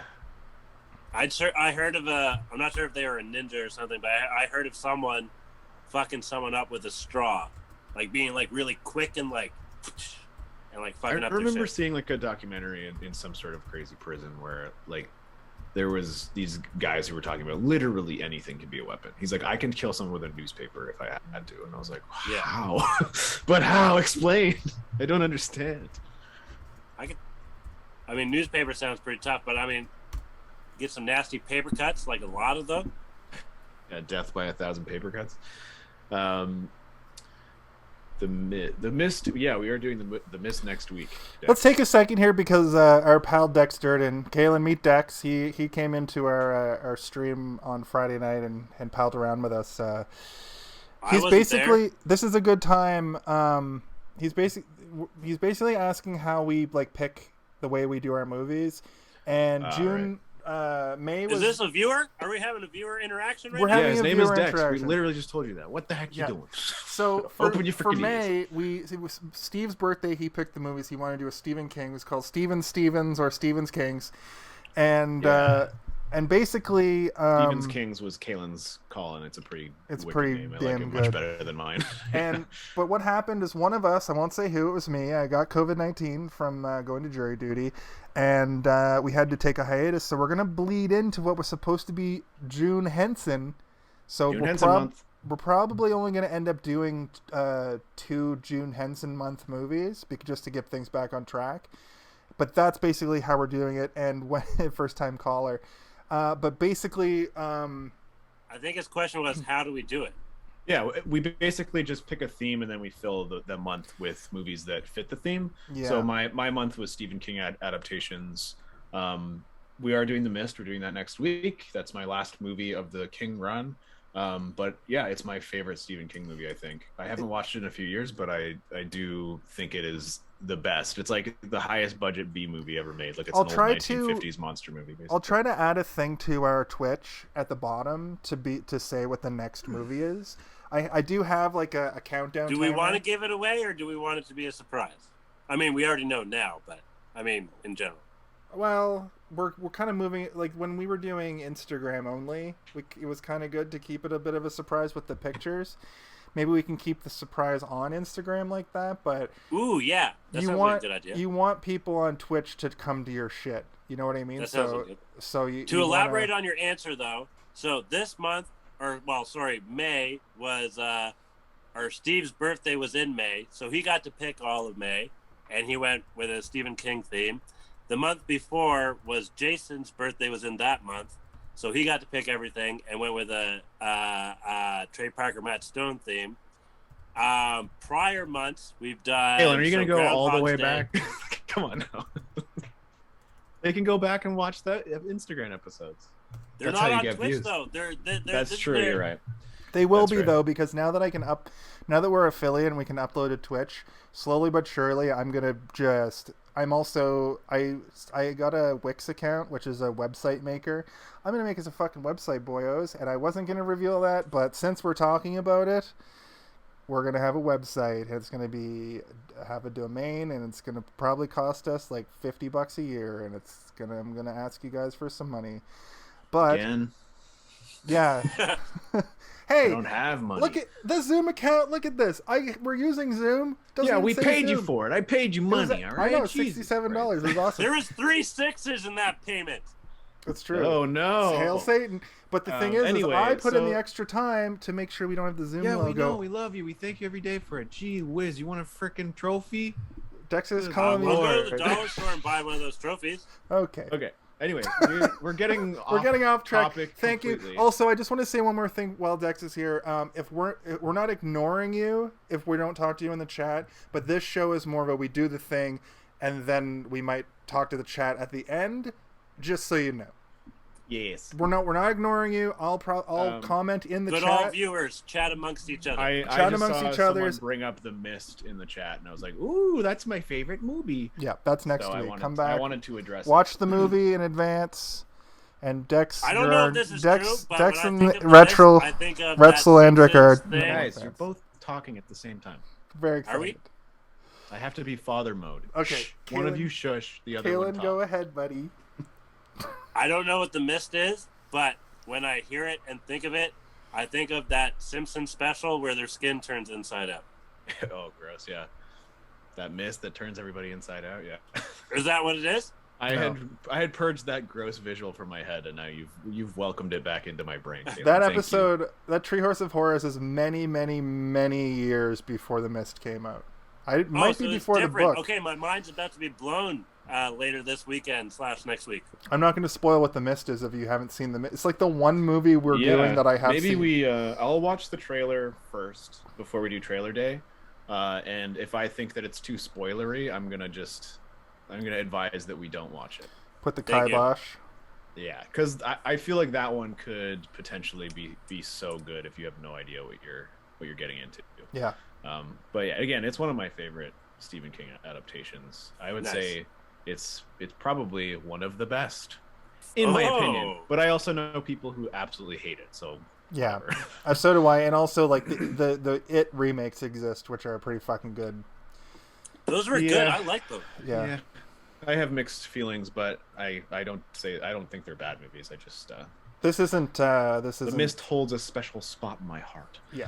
I can't wait to hear all the. Oh, actually, so you said something in chat where you want to say something, but you don't want to ruin our thing. Oh, all I you wanted tell to us say now? was that Johnny Depp in this movie looks a lot like Mark Sevier does today. Like, I'm like, oh, it's Mark Sevier. Imagine this movie starring Mark Sevier. Instead of writing a novel, he's just doing like audio loops on that little loft area. So I'm going to pretend to be one of those viewers that doesn't know what you're talking about. Who's Mark? Mark what? Sevier is like a musician, but he does primarily like music looping. So he'll like shake a and then he'll loop it and be like, and then he'll come up with impromptu musical pieces. Nice. It's mostly comedic, but he is a comedic person. So Oh, it's like just Reggie Watts. yeah, him and Reggie Watts have done Mark a couple Riblet. collaboration. Oh, did I say the wrong name? Did I say Mark Yeah. Sevier? Oh, yeah. Mark I- Riblet. Yeah, that's who I meant. Or it's spelled like riblet. Yeah, Dex knows. Yeah. Dex, There we one go. day you're going to be on this show, buddy. Remember? Mark know. Riblet. Riblets. Isn't That it dude is from Ribier? Ribier. He's you know what from we should TikTok. do? We should do an episode with Sean Evans and eat some spicy wings. Yeah, okay, while let's we talk just get about on. movies. Let's just get on. Okay, I'll Hot give him a Ones call. right I have quick. I'll his just call up personal cell phone First number. We Feast. I'll say hello. First We Feast. This is the hit podcast with 4 viewers. You know how we entice them? We'd be like, "Yo, do you want to increase your viewers? Put us on." You get 4 more than normal. Oh man. It's gonna be Retzel Andrick, and it's gonna be Dex Dirty, and it's gonna be one of my phones. Oh God.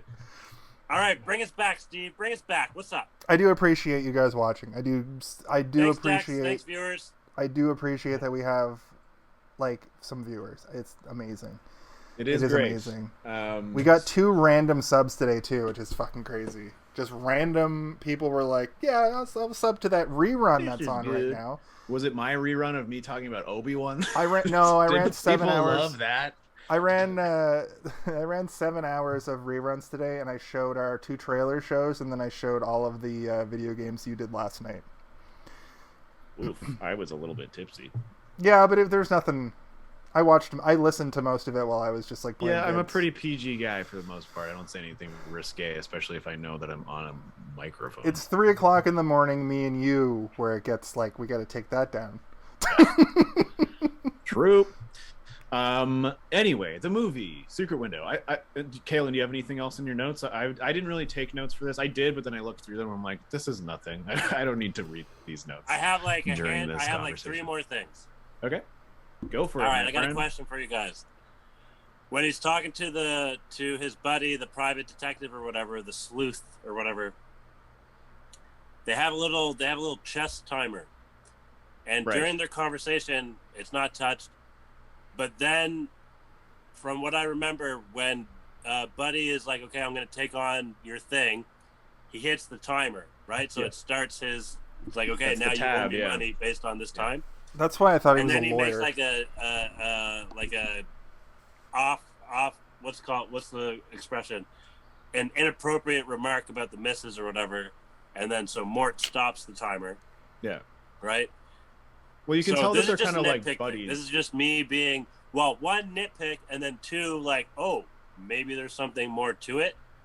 But Well, it's also just a very interesting way to present a conversation. Kalen in a hasn't gotten movie. to his points yet. No, he just said it was nitpicky, so I was just commenting on it. It was. no, yeah, you guys are both good. But we're all talking. This is what the viewers want. Yeah. What? What are you? She's just jumping So, down my one, throat just over the here. fact that they were doing that was interesting, but Yeah. when they hit the button, either it's continuity error or it's intentional. And if it's intentional, like it's the psychological thriller aspect of the movie doing it, the fact that we can't trust this person or whatever. But okay, I watched it, right? I watched it, then I watched it with commentary, then I watched it today just to watch it to refresh. And so there's just little things sometimes you notice after. So like, again, like I like to do a fresh watch where I just watch it to enjoy it. Right. And then I'm sorry. I'm second confused watch about where what's the nitpick. I'm confused about what your point is. So he hits. Let's say he hits the right side, Yes. and then when we show the other guy hit it back into timing again, Yeah. he hits the same button. We're Oh, we're okay. looking at it from the Jesus other Christ, perspective, Caleb. but This it's guy's got a magnifying glass at his TV. He's like, hold on a second. Kalen, I Wearing want your more Sherlock of I Holmes want hat. more of this, dude. I want This is more of crazy. continuity errors. what you guys don't ever try to make stupid, silly videos or whatever and want it to make sense. I'm gonna start I'm calling bad you at- Shooter. Dude, I'm bad at like the coming up with sketch comedy, and you like if you guys haven't been to ADD Comedy on Instagram, Kalen actually does little like sketches, and they're good. You know, so I understand that you. I know what you mean. Like interesting editing thing to keep in mind. Oh, Yeah. actually, on that point, so that same meeting when they're talking about shit, and they're doing the back and forth perspective of looking at. I apologize, I forget his name, but the private detective guy, and then back to Mort. and there's that lamp in the way, and then he moves it. That shit was hilarious. Also good. Yeah, like, so for me, the chess timer thing, I really like it. I think it's a cool, fun way for two characters to have a conversation that's already pretty tense. The bulk of the topic is tense, but to add that element in there, like, it's just good. Like, it's very good. I like when someone they're like, okay, we need to film this conversation. How do we make the conversation more interesting? We'll have some sort maybe of we should bring on a chess timer for our pot. Yeah, so that we don't interrupt each other. Exactly. Just like hit the chess timer. Yeah, and then I also like that as he leaves, he hits the button again when he's leaving, right? Like, he just like jams it. But at the same time, if he's charging him for every minute that he's there, later he's like, I'm paying you $500 a day. Why aren't you doing your job? I'm like, wait. Yeah. So the timer was literally just there to be like a fun visual, I guess. But yeah, moving the lamp, when that happens, I was happy as well. It's like they could have just showed Johnny Depp lean in and be upset, but instead they did this whole sort of like elaborate can't see you. Yeah, exactly. Again, the camera work in this movie, there's tons and tons of fun stuff. Those long shots at the beginning are great. The trickery with the car at the beginning is also really cool, because like they must have had a rig, and then they must have done some sort of digital edit or something that like. That's exactly what it was. As stated on the commentary, that's exactly what it was. They had, and then they digitally transitioned or whatever into that next shot. Right. Yeah, I don't know if you know, Caitlin, but when I was a young man in my early 20s. When I was just a young. Yeah. Wait. How's the song go? Okay. Unimportant.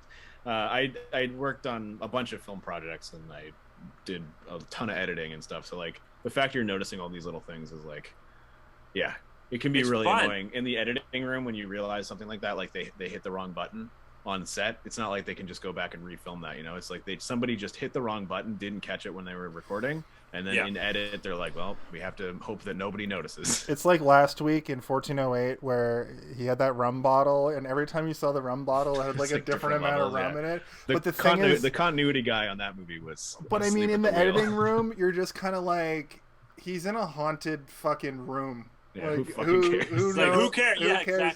Exactly. I'm just saying. I'm just being a little so and so. It didn't ruin the experience as a full for me. It's just it was one of the things I noticed after analyzing it I said, I do the fresh run where I just kind of watch and intake. Then I do the analyzing. You don't need to apologize for nitpicking. There are people that do it way worse than you do. It's true. And to the point that it's annoying to me. Like, I will nitpick your nitpicks just to be a dick. Like, well, if you're gonna nitpick that, you have to nitpick the entire movie. Nitpick with a picked nit of my own. Okay. I counter your nitpick with a dick anyway, pick. we are getting really close to where we should probably end. True. So I'm gonna get us back to Kaylin. You said you had 3 things. Let's try and keep it a little short. I don't think you got. That was a little too long for a that was chess too timer long. comment. But that was one of the 3. So guess what? Check. And 2 mate. of the 3.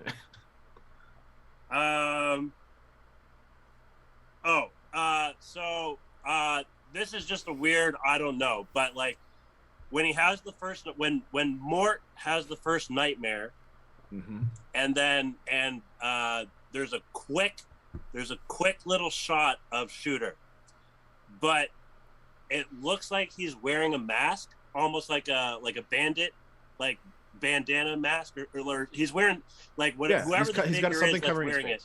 Yeah. Right. So I think it adds to the whole mystery of who actually is Shooter.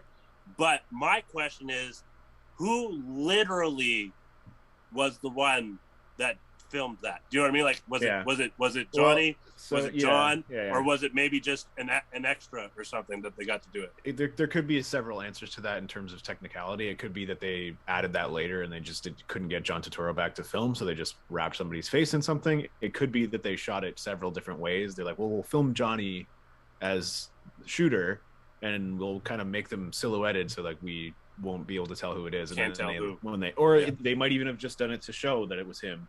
But then they realized in edit that they're like, it's going to blow the ending. Like, people are going to all of a sudden now be looking for him as the actual murderer, right? Or it could have been that they just wanted it to be a shadowy figure in the hat, because that hat is quite iconic in terms of like the silhouette that it presents. Yeah. It's a cool addition to the character. I feel like if that character didn't have that weird hat, like that sort of like, I don't even know what kind of hat that is, but I call it a pilgrim hat, but I don't know what else you would call it. It's like it doesn't have a buckle on it. It's like the Don't the Undertaker. pilgrims have buckles on their hats? It reminds me of the professional wrestler, the Undertaker. Shout out to the show that I'm going to be launching. Oh, maybe it is an Undertaker. Hey, have you wrestled with this one? Hat. Maybe that's what it is. It's going to be a show where I watch wrestling matches. It's not this hat, because this one has a bit of a crease in it. Woo. Here's a continuity for you. At one point, he throws the hat on the table, and it has a big dent in the top of it, and then the next shot, it doesn't. Ooh, did you catch that one? I like. Yeah. I was more concerned for the hat. I was like, they dented the hat. Last one. Okay, yeah. We got through those ones quick. Here comes the third one. No, we didn't. Yeah. This one, this is just a little thing that I liked. So, when I first watched it, at the end, when the sheriff shows up, like, he's looking around, hey, I'm up here, whatever, blah, blah, blah. And then he comes up to talk to us, like, hey, we know what you did. We can't prove it, but fucking, you're making everyone uncomfortable. Stop coming into town, blah, blah, blah. So, on the first watch, I'm like, how the fuck did he get all of the etchings, all the carvings or whatever? Like, how did he... Because, like, you don't, like, on the first watch, I didn't see it any, like, because, shooter, it said shooter everywhere, right? Yes. On the second watch, or it might have been the third watch that I noticed, I think it was the second watch, it looked like some of them, so there was definitely one shot where I could tell, that the markers you can buy, maybe you guys don't, but apparently there's markers. Your brain is like fracturing. Yeah. So apparently there's markers that you can buy for like touching up wood, like when you get like little nicks or whatever. Yeah.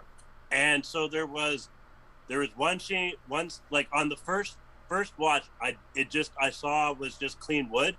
On the second watch, I was like, ooh, I can see where they like touched up where the original carvings were. Okay. It's not. It was just a statement. The third thing was just a statement. They probably filmed the movie, like movies are filmed out of order, and then they probably do reshoots, but needed No. Order or not, they were proper to the continuity of what was happening. So it was covered up. You could see evidence that the carvings were there, is what you're saying. Right, exactly. So on the first watch, like I was like, where did they go? Like maybe they were in his head. On the second watch, though, I was like, I could see the ghost of them. I could see them being cleaned up. Like I could see that he tried to cover over it. Cool. I didn't notice that. I didn't even look out for it. So I nitpicked at things, but I also give praise to the attention to detail as well. Right. Good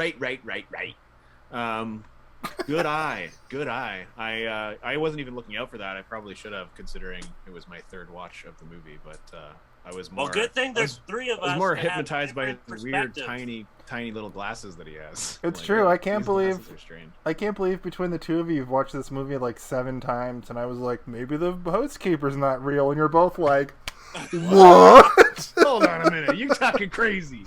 Well, I think that we can move into final thoughts, unless you guys want to pick what Muppet Johnny Depp is. Are we gonna Muppetize this? No. We're never gonna. We'll do that next month. Did you just misdirect me? Yes. Did my voice just crack? Yeah. Oh my god. I mean, obviously he's like the female guitarist or whatever from the band. That's who Johnny Depp is. Now. I like that. Now he is. Yes. Okay. So he was very handsome in 2004, though. I gotta say, I was like, wow, like, Johnny Depp's been in the news a lot lately, so you see he's kind of like, he's 50 now, kind of thing.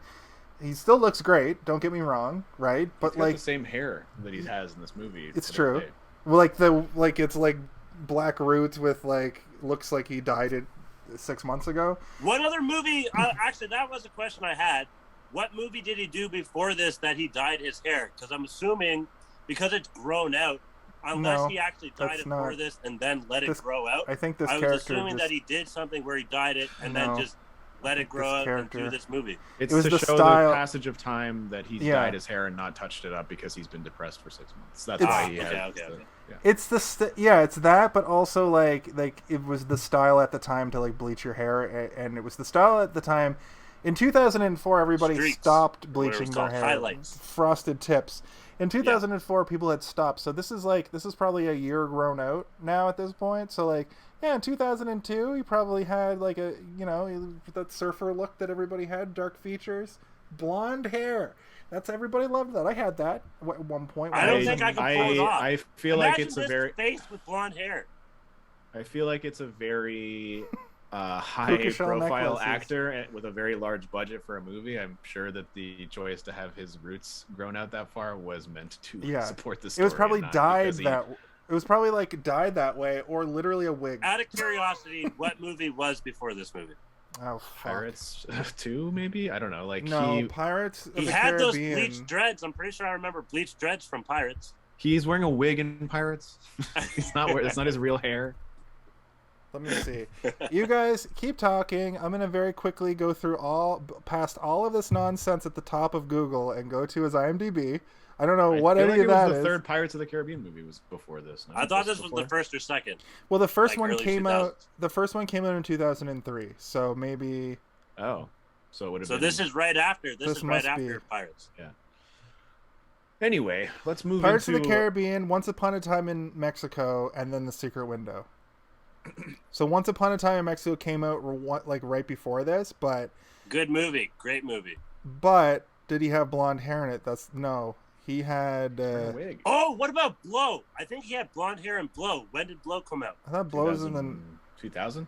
Yeah, Blow's like a 90s movie at this point. Okay. My bad. This is a lot Also, of research. This is a Chocolat, lot of research. to figure out 2001. why his hair looks like it does in this movie. I think This no, movie. dude. I think That's it what the literally. viewers want. Yeah. It's true. They do.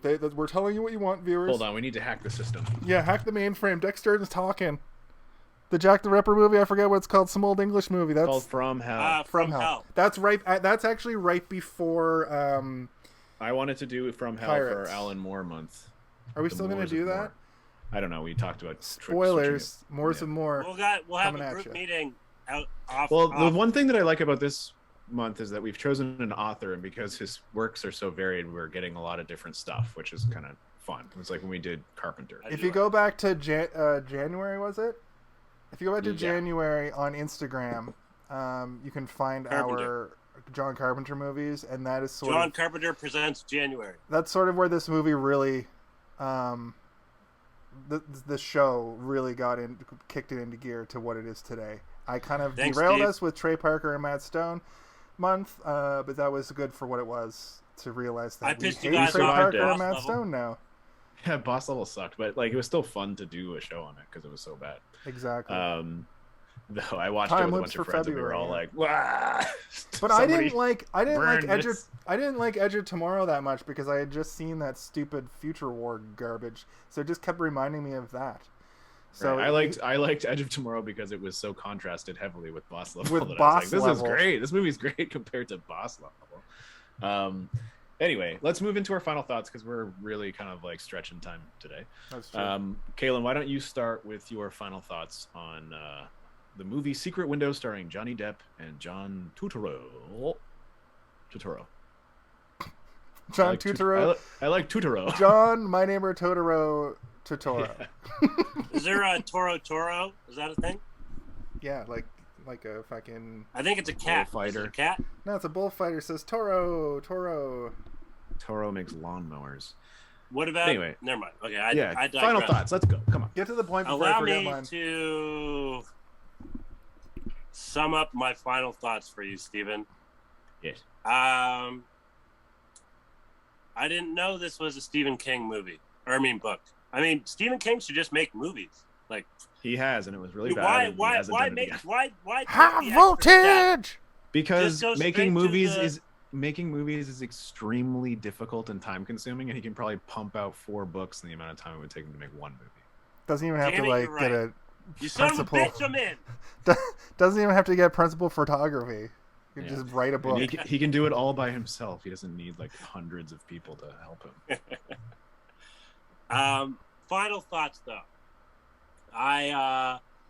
So one of the things I liked about this movie the most is how grounded grounded in reality it was with how he was dealing with what he was going through, some of his mannerisms and reactions to things. I mean, don't get me wrong, fantasy movies, fanciful things, like crazy outlandish things, like it's fun to have that, but it's also nice to have something realistically, presented to you as well. And this movie did a good job of doing that, in my opinion. It definitely, made me think of times where I was upset with someone, and like I could definitely kind of associate with some of the stuff that was happening, and or how I was interpreting what was happening. If you like Stephen King, I say give it a watch. Do you guys know what his did he commend this movie, or did he I don't know. No, fair enough. This is one I didn't look up. You know what? Actually, I feel bad that I've never read any of Stephen King's works, and I definitely do like a lot of the movies that are based off of his works. And in general, books are usually better than the movies. So I feel I owe it to myself as well as to Mr. King. Is that a real name or is that a pseudonym? I mean, it sounds like a pseudonym. Yeah. His name's Really? probably like name's probably like Mortimer Black. Yeah. Fair enough. I think I owe it to myself and to him, though, to read his works. I feel like this was probably a good representation of his novella. I enjoyed it for the ride it was. And I give it... Dex is gonna get to see our fucking nonsensical rating system. Who, Dex? Is Dex still here? Yeah, he's been hanging. He's watching, man. What up, Dex? Yo, join us every week. Do your rating, do your rating. Come on, man. Keep your brain together. Fucking hell, buddy. So I give this movie a delicious corn on the cob, held from both ends with two corn pinchers. Instead of cutting some butter and then taking your butter knife and trying to put it on the thing like that, you have a big old brick of butter, and you just move the cob on the butter, and a little salt and pepper. No braces though, no braces. I give this movie a corn on the cob, massaged in butter with salt and pepper, delicious. Okay. That was good.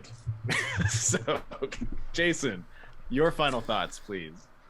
Oh, Dex is going to be very disappointed when he hears my rating system. Dex, follow me on at Spider Hero 9000 on Instagram. And catch all our old videos.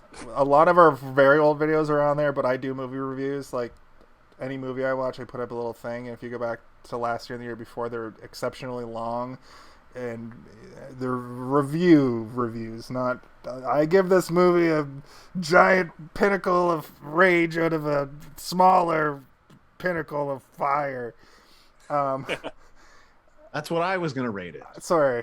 So, Jesus Christ. My issues with this movie before we talked about it were that a whole bunch of things happen, and then there's a twist, and then it's awesome in the third act. But the thing is talking about it, what it ended up doing was make me appreciate this movie a lot more than I think that I did walking out of the film. Also, it's a film, there's no explosion, there's no car crash. What I will say, or car chase. There's no explosion, there's no car chase. That's my criteria for a film versus a movie. Alive. That's true. The house burning is close. He throws a Molotov cocktail, right, and you see it explode, so there is an explosion. Okay. Anyway. I was going to give this movie a 2.5 out of 5 originally, but talking about this is one of those times where talking about the movie has increased my pleasure from it, and you guys kind of made a lot of points that made me go back and sort of realize it's better than I kind of gave it credit for, and I didn't like it. I didn't like the movie. That's fair. You don't have to like every movie. Exactly, but what you're saying is this episode just did what we want to do. Yes, but the 2.5 is way too low because Johnny Depp's performance in this alone is fantastic, especially when you think about that final act. But that being said, I'm only going to give it a 3.2. 3.2 to 5. And as far as my final thoughts go, I covered everything I wanted to talk about. So like, I can't really put into summation like how I feel without going back and listening to the different things I brought up throughout this episode. If anything, like, I still kind of stand by on your first viewing of this movie. It is just a series of things happening that sort of don't come together until the final realization of the greater whole. And I really wanted John Turturro to be another devil. I love it when Stephen King uses devils in his writing that are turned into films, and I really wanted him to be a paranormal devil who is going to torture. They didn't bring up Derry. They didn't bring up Castle Rock. It was like in the book they do. Okay. Yeah, I was going to say I think that was the director's. The director also wrote the screenplay, so he's like a double threat. David Koepp, I believe so. Yeah. I don't think it's pronounced. I don't think you elongate Koepp? the O though. Koepp.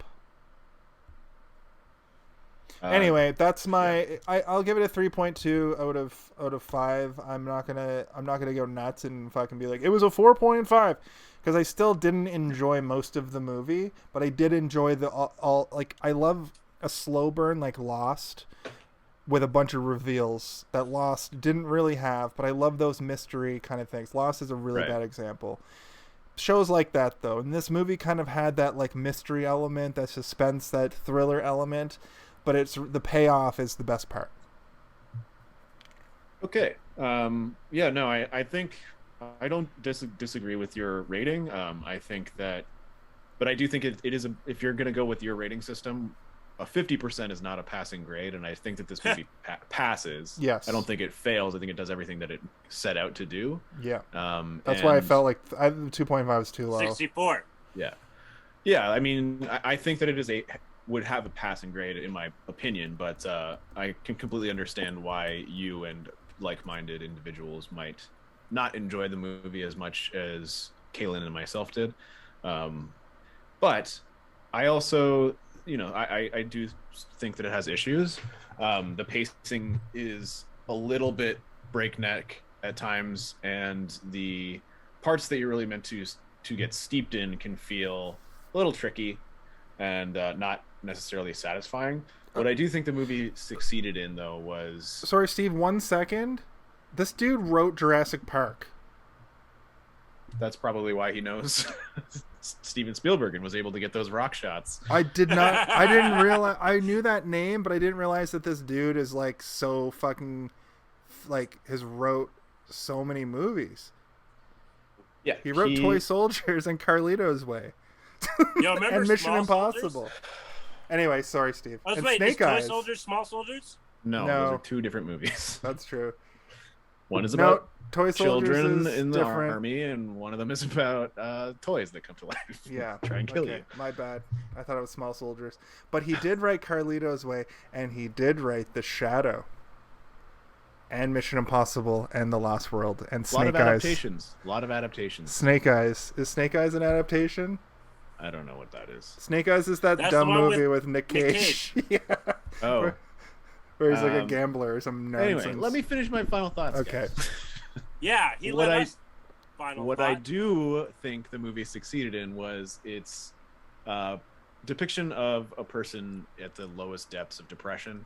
Though, like traditional Stephen King fashion, that depression leads to a psychotic break, which is unfortunate and not an accurate depiction of reality. But just the way that Johnny Depp is not taking care of himself, the constant sort of like lethargic nature of his character, and continuously wanting to take naps and sleep, and you later discover that he's been abusing alcohol and other vices, cigarettes, the part where he's looking for that last smoke is, I think, a person that who's ever been addicted to cigarettes in their life know the feeling of, where it's like, well, if you have a pack of cigarettes and you're planning on quitting, why are you saving one? And it's like he's saving it because he doesn't actually want to quit in the first place, right? Or he knows that he's going to need to break at some point. I do like the tension that is built throughout the movie, and the ticking clock, not only in the office with the discussion with the chess clock, but the ticking clock element that goes throughout the entire movie of John Turturro sort of looming in the shadows and constantly impacting his life, while the timer counts down to when he's going to arrive. And as he says, if we start this fight, it's going to end with one of us being dead or whatever. It's all very satisfying. Where the movie kind of falls short for me is the relationship between Johnny Depp and his wife. It's probably realistic to some people, but you only really get one side of it, and you don't spend enough time with her to kind of understand the relationship as a whole. You just see the impact of the relationship on Johnny Depp and how he's slowly kind of devolving into, a horrible depressive state. I don't have a ton more to say. Like, I don't get overjoyed with it when I watch this movie, but like I said earlier, there were certain images and tonal moments and dialogue that stuck with me for many, many years, which is why I wanted to revisit for this. Kaylin, I'm glad you liked it. I enjoyed it as well. Jason, sorry you didn't like it as much, but like we said before, if you watch it again, you might actually get more out of it than you did the first time. There's been some bangers this month too. Yeah, I put this up against 1408, and I put this up against Dreamcatcher and Needful Things, right? So that's all true. Yeah. If you're viewing it that way, it can make it even more difficult. But it just didn't have basically a little bit more to mine is it didn't have that same pizzazz that those weirdo movies have. This felt very like a movie out of its time. It felt like a movie from 2004 that you see a trailer for and you're like, I get it. But there's a lot in this movie. It has a major twist that is a fucking great, cool twist. So. Yeah. Those are also like, very high concept thrillers or horrors or whatever. They're Stephen King works where it's like the premise of the movie is the story, right? That is the movie. The premise is that you're inside of a room that's torturing you. The premise is that you are fighting aliens. Like that, the premise for those movies are the movies, whereas this is more of like a character study, right? It's like you're learning about him and the effects of depression on him and how it changes throughout the movie and how he changes throughout the movie. But it just has like a fun manic energy to it, I guess. And when it comes down to it, I think that I would probably give this movie a satisfying jaw. Ooh, yeah. Yeah, a nice that's satisfying a good jaw one. Damn crack. It, that's a good one. Why did I think of that? Listen, you went with the corn. I was gonna do it. I was gonna say a nice satisfying ear of corn from a steaming bowl, but you already did the corn, so I had damn to go it, with you the even said satisfying my jaw. version better. Shit. Anyway, that's my review, and I thank you both for joining me on this month so far. It's been pretty fun, and I look forward heavily to next week's movie because it is, again, one of my favorites. I don't want to hype it up too much because it could be like next week you guys are both like, that movie sucks. I want to shout out what Dex Durden said here too, because he said he made a joke earlier about how it came out in 1989 or whatever, and he said because I haven't seen it in 39 years, I give Secret Window one onion ring found in my French fries. So ooh, that's damn. a good bonus. Who is this Dex? Is this a real person? Are you one of you guys Dex? No, look at my hands. Did Dex just make a dope ass fucking rating? Yes. Yeah, it's a pretty good rating. And Dex, this person, who are honestly, you? I love you. Finding an onion ring inside of some French fries is a pretty great feeling. Or a bad feeling if you're like allergic to onions or something. I mean, depends on whose onion ring is it. Yo, Dex, can you hear me right now? Whose onion ring? Either way is good. Like, if you find a fry in your onion rings, I'm still stoked. Because, like, I always want fries, but I chose onion rings, Right.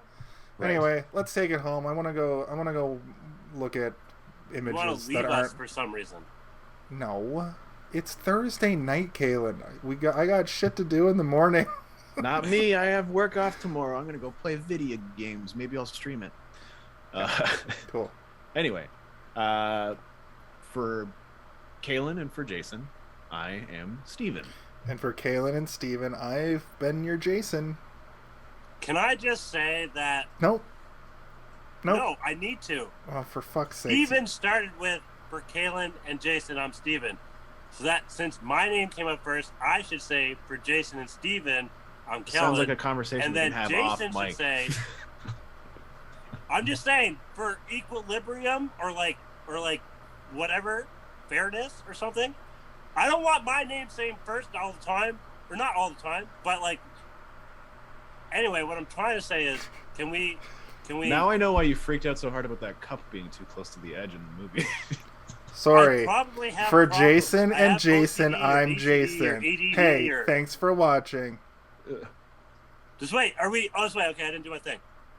And for Well, you kind of ruined the flow of it with that. So. Well, only Let's do it again. Only ruined it Hold on, to quiet, hopefully quiet. improve it later. I know, but now the flow is gone. We've never stopped. We've done 49 of these things, and we've never once. And guess what? I wanted to say it every time. Okay. Why didn't you mention it before? We created a monster. Does that not make sense to you guys? If Yeah, it someone makes perfect says, sense. Yes, for if I this say your person name, and this yes, person, yes, I'm yes, me. yes, yes. So it the makes first sense. person he says for the next person and him, I'm me, and then so that the next person is just like symmetry. Do you guys like symmetry? Am Kaylin, I pissing you guys off? Yes. Jason, you look we pissed. want to end the episode, and you are not allowing us to do it. All right, annoying. my apologies. For Jason and Steven, I'm Kellen. For Jason, for Kaylin, I am Steven. For Kaylin, for Steven, I'm Jason.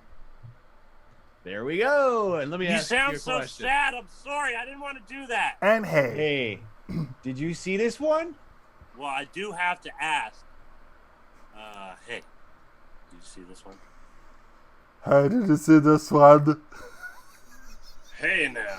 Okay, bye. Thank you for Did coming. you see this one, Pilgrim?